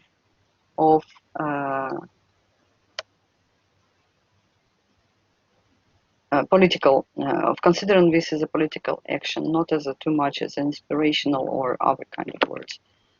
Yes. So conclusion might be called as an open-ended yet, because gradually there will be a need to review and reform them, as well as the constitution text. Back to more secular formulation later probably will be done, but who knows, because it's difficult to answer and to predict and to be a prophet, because to answer a question where the situation will reach this point, we should wait for at least the final stage of new collective events, which has happened right now in the contemporary Russia, also connected with the response of violations and as a kind of resistance post-effect on the constitutional change adoption. So it's difficult to say anything yet. Difficult to say anything clear yet. I'm stop here. Sorry for if I took more extra time. So thank you very much.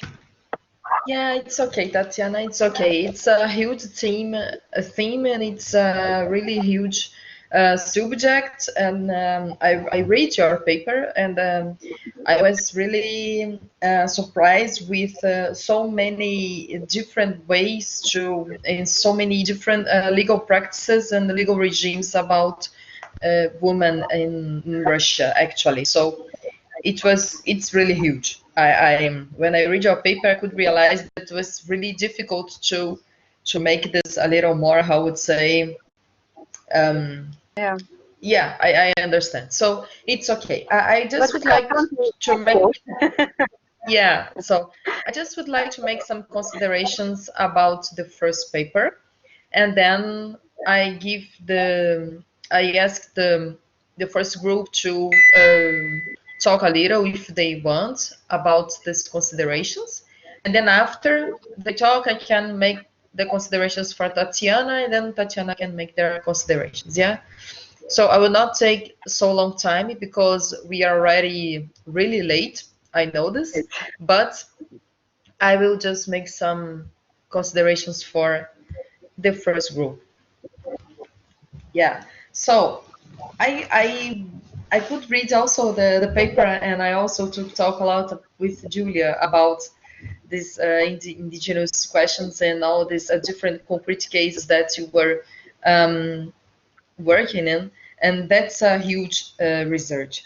So what I could see, actually, what I found very interesting, that's, for instance, first of all, the methodology that Margherita taught in the end.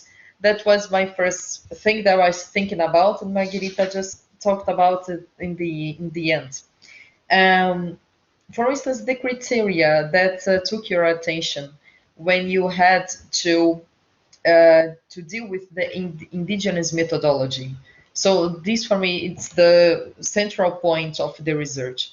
Yeah, the criteria and the methodology you had to build to understand this universe. Yeah, when you said that you found some scholars that could help you to, I would say, to translate what you could observe, what you could see in the empirical field.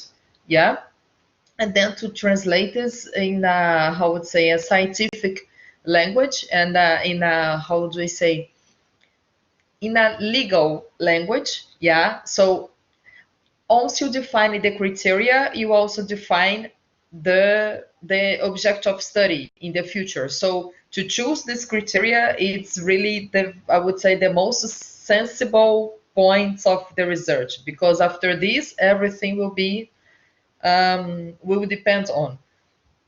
So this is the thing that I guess that's the most interesting thing, and for me it was the central point. And then I'd like to make just some appointments. For instance, Apostolos also talked a lot, also talked something about the methodology, but he could not explain a lot because he was explaining the whole research. So to get deeper in the methodology was quite more difficult. But I would say that's also for me was the most curious one about research. Yeah. And I would, when Apostolos was talking, I was thinking about the how can we think this continuum of the MEA, that's the costume of the, I would say, this MEA that he said that this dialogue that we have between the MEA and the globalization. So there are some sociologists that say, for instance, that this continue, and when we have this dialogue with the globalization, this group would get contact with this globalization. Of course, we have this interaction, and so this interaction can be a kind of a instrument to get included in a whole society, for instance, but they also can keep their essence, I would say like this.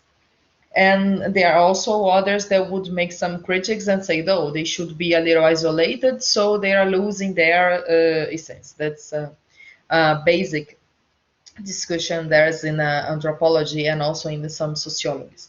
So I would, as for instance, make this consideration to Apostolos, what is his opinion about this, because I could see really a descriptive work, but I was missing a lot. I'm missing a little, for instance, to say, but what does he think about it? What was his personal view about it? Yeah, that's quite interesting. Another thing I was thinking that, for instance, that is common in all your work is about the orality as source of research. Yeah, not so much, okay, there's the documents, there's the other things, but the orality and the observation. So this is really huge.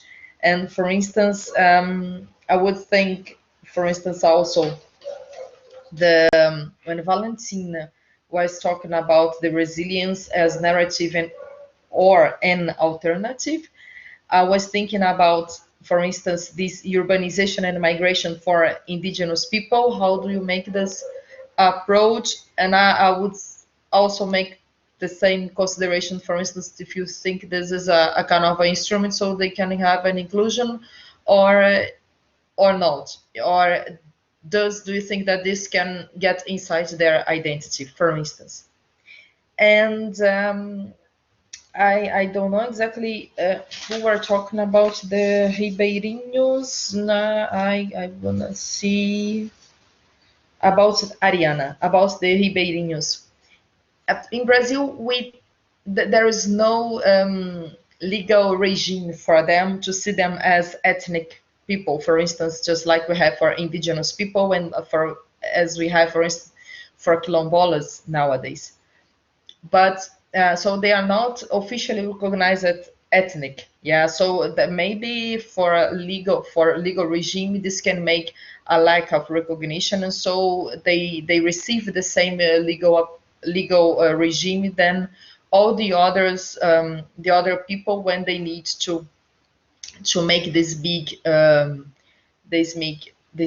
I would say, like Belo Monte and all the other things. They make this they take people and take to the other places. And also, for instance, the Movimento dos Sem Terra and the Movimento dos Sem Teto, that's quite similar the way, I would say. They just take these people from some area and they put in another place. Or when they need to make this big work, these big changes in the city, they also do the same thing. And so we have the gentrification on one side, and on the other side we have this phenomena with this the Ribeirinhos there, but also in the city, in other places, we have also these other populations. They also they are exposed. Yeah, they are putting out of the place they live. They must go further. Yeah, far away, I would say like that. So that's quite similar. So I don't know if they had a kind of a legal regime, if they were recognized like ethnic people, maybe they could be could receive a better treatment. I'm not sure, but that's a question. Do you think that maybe it could help or not? Yeah. So this is only some considerations. I promised Giulia that I would not make questions, but actually, it's just some observations, and yeah, it's only this. If you feel free to comment, it's good. If not, you can say, yeah. Thank you. Maybe I should start, or would you like to reflect on your questions? Oh, sorry, I'm overlapping. Margherita is saying something. You are together, you are friends, so you can cite each other who will start or not, who wants to talk or not. You can decide. It's up to you. Really. Sorry, go on. So there is a bit of delay. I was thinking to start first because I was the first addressed, but it's perfectly fine that Apostolos talks on my behalf as well. Yeah, please, Apostolos. Okay, thank you, Margherita, for the floor, and Monique for the observation. So your first question was how I personally conceived this customary system of tenure that I observed, and how I believe that this can coexist and can work together with state law, if I understood right? And there are different ways where an indigenous legal tradition can be operationalized within a national jurisdiction, and it can coexist with state law. And there are prominent examples all over the world where there are co-management schemes where representatives of both state and indigenous communities are governing and a concrete land or marine space. For example, the concept of MPA, marine protected areas, and lately has emerged also the concept of IMPA, named Indigenous Marine Protected Area, within which the natural marine reserve is co-governed between state authorities and indigenous communities. There is also the concept of legal personhood when rivers or other nature entities are given rights and legal standing, and in that way they reflect the traditional relationship of the communities with these entities. And there is a recent emerging field in legal studies, this of legal pluralism, and it can be a great avenue for accommodating different coexisting, even diverse legal orders. And this is a field I'm personally willing to emphasizing to explore at doctoral level, and I think there is a lot to be said regarding that. And my observation is that to date, both legal pluralism and the coexistence of indigenous and state legal orders has been developed in national jurisdictions and in academic scholarship, but dealing with the land, with land rights, with collective relationship with the land, and with land-based natural bodies. On the other hand, the seas are for some reason forgotten, and there are very few examples where the marine, the legal orders of indigenous and coastal communities related to the seas have been acknowledged, and this is something definitely missing from Norway. For example, in Norway there is at the moment the Finnmark Commission, which has been established by the Norwegian state and the Sámi parliament, and has been investigating for the last 15 years customary rights of the Sámi people, but they have not even discussed of touching upon customary law dealing with access to marine resources or ocean governance. I don't know if I covered you. Yeah. Thank you.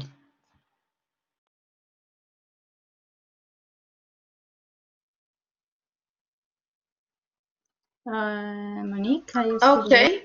Yes. So yes, go ahead. So very briefly, and maybe it's a concluding remark, I don't know. Yes, we have been confronted by this,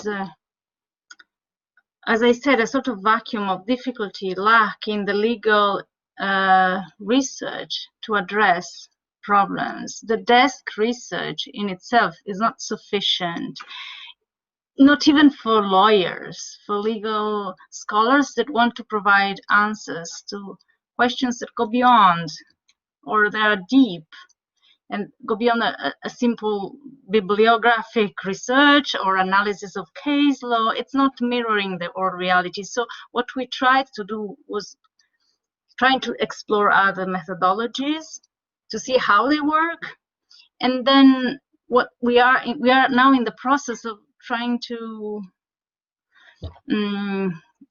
creating a new way. We don't want to fit in the in the old legal system in a way. We can't ignore it. We are still scholars working with this imperative, publish or perish. We have to publish scientific work in scientific journals. We have to stick to the rules and kind of follow the book. But we are very much aware that this is insufficient, and that's where we are exploring new ways and trying to learn from other disciplines, other sets of knowledge. As you said, oral knowledge is extremely important. We are exploring ways to express our research results through illustration, visual arts, so not only language, field work. And I want to claim, and this is really my conclusion, that this doesn't conflict with the work of a lawyer. It's maybe the new lawyer that we are aiming to create. So law solves problem and deals with reality, and reality is not only on a screen or in a library. Yeah, sure. So this is we try to have both in a way. So we'll see how far we go to work within the system, but trying to stretch it and see where the system is elastic enough to encompass new ways. Yeah, sure. You deal a little with this legal pluralism, and also with the, I would say, some principles of common law. That's quite interesting. Right. Yeah, that's amazing. That's amazing. For instance, Paolo Grossi, it's quite interesting to deal with this legal pluralism. In Europe, but there are also some others.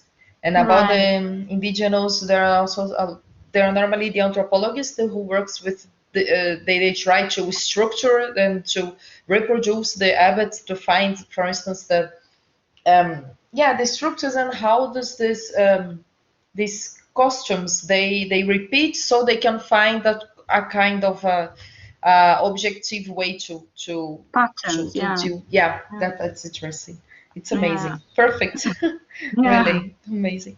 This is something I'd like to talk a little more with you, because I was working with this in the quilombolas actually in Brazil. So that's quite great to talk to deal with. I'd like to know after what kind of books you're reading and what kind of authors we're dealing with, to get a little deeper, if you don't mind. I'd like to. Yeah, sure. The conversation starts now. So. Yes. I mean, now I can stop probably. Yeah, that's the point. The conversation starts now. Yeah, Not now. After almost 3 hours. Story starts now. It's good. Yeah, good. So go, Giulia. Beginning. No, so it can be a new beginning from today. And so I think it was really interesting. And I would like just to thank all my colleagues that talk after me, and they were really clear. It was really interesting to share with us our research project, and so thank you very much, Monique and Oscar, and see you in another occasion. I don't know, another event. And if you want to come with us in our research project, you are welcome. I do. Amazing, Monique. You're welcome, absolutely. Thanks. So, Valentina wants to say something, Ariana? Maybe? If yes, if Yes, we are here. Yeah, we would like to thank you all for this opportunity. It was really enriching and inspiring having been with you today. Yeah, it's been also hard to concentrate all our work in such a short time for each one of us, and also in the paper. So actually, to quickly respond to you, Monique, I deal better with the legal issue of the ribeirinhos in a longer article. So I decided to focus on a different kind of concerns. So I can send it to you. It's part of another project with the same group. Thanks, I'd like to receive. Okay, awesome. I will do that. And yes, it's really amazing to know that we started this conversation and that it will continue. Thanks, Apostolos, also for presenting, because I didn't have the chance to hear from you your work. We didn't, so. Okay. Yeah, likewise. Okay.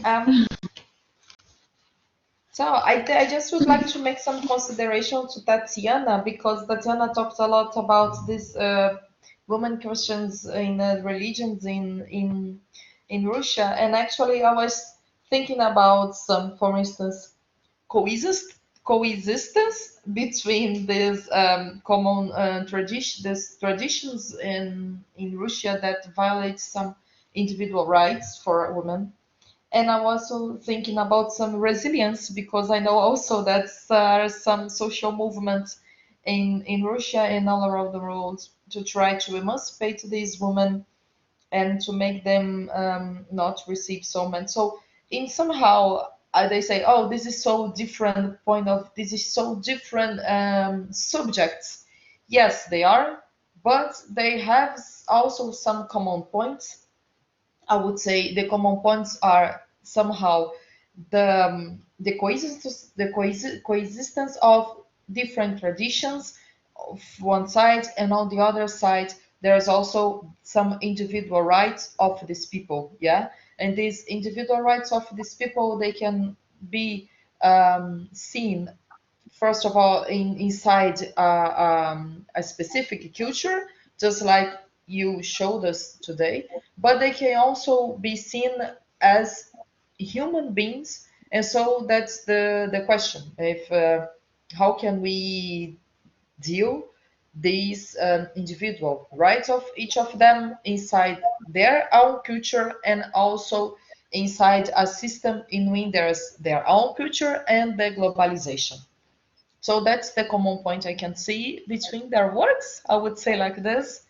I'd like to thank Tatiana about it, and if Tatiana would like to say some last words, some final words, final considerations. Yeah, just Monique, you raised an extremely huge and deep issue, because gender aspects of indigenous people's traditions, and not only indigenous but confessional, gender dimension in general is really impossible to cover by small short presentation, and each of them has own traditional understanding of female and male rights, position in society, etc., etc. And I think it could be the topic of at least tens of different research, new research projects, international as well. So individual rights are important. Stay on the position of gender researcher and sharing the feminist theological agenda, I have said that individual rights for me are preferable in this case, but collective rights are also important, because if we are talking about and having to deal with values and traditional views, perceptions, etc., cultures, of course we should be, as researchers, we should be very sensitive for these kind of gender orders inside these societies as well, because we are a part of the, like deers, reindeers, not just the folklore. Here is also. Yes. So it's a very interesting, sensitive and promising for research question, I think. So I would like to invite if somebody wants to join for writing applications here. And thank you so much for allowing me to have a talk, and thank you for wonderful presentations of colleagues. I've got huge pleasure, great pleasure to hear all of you. Thank you. It was also a pleasure to have you here, Tatiana. Actually, really, your paper would be better in the first or the second session, because we had these same questions about in other cultures and other people. But as the whole seminar is about minorities and recognition, I guess we can also find some common points between them. So you could bring these gender questions today, which I think that could make our debate more rich. Yes. And yeah, more diverse. Yes. So I would like to thank you a lot to be here today. And yes, good you could present. And I want to thank Ariana, Valentina, Giulia, Apostolos, and Margherita, which is already gone.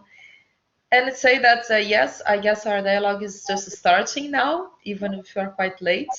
I'd like to thank you a lot, really. Thanks for everything. And yeah, that's it. Thank Thank you you very guys much. too. Thank you, Monique. Thank you very much. Thank you.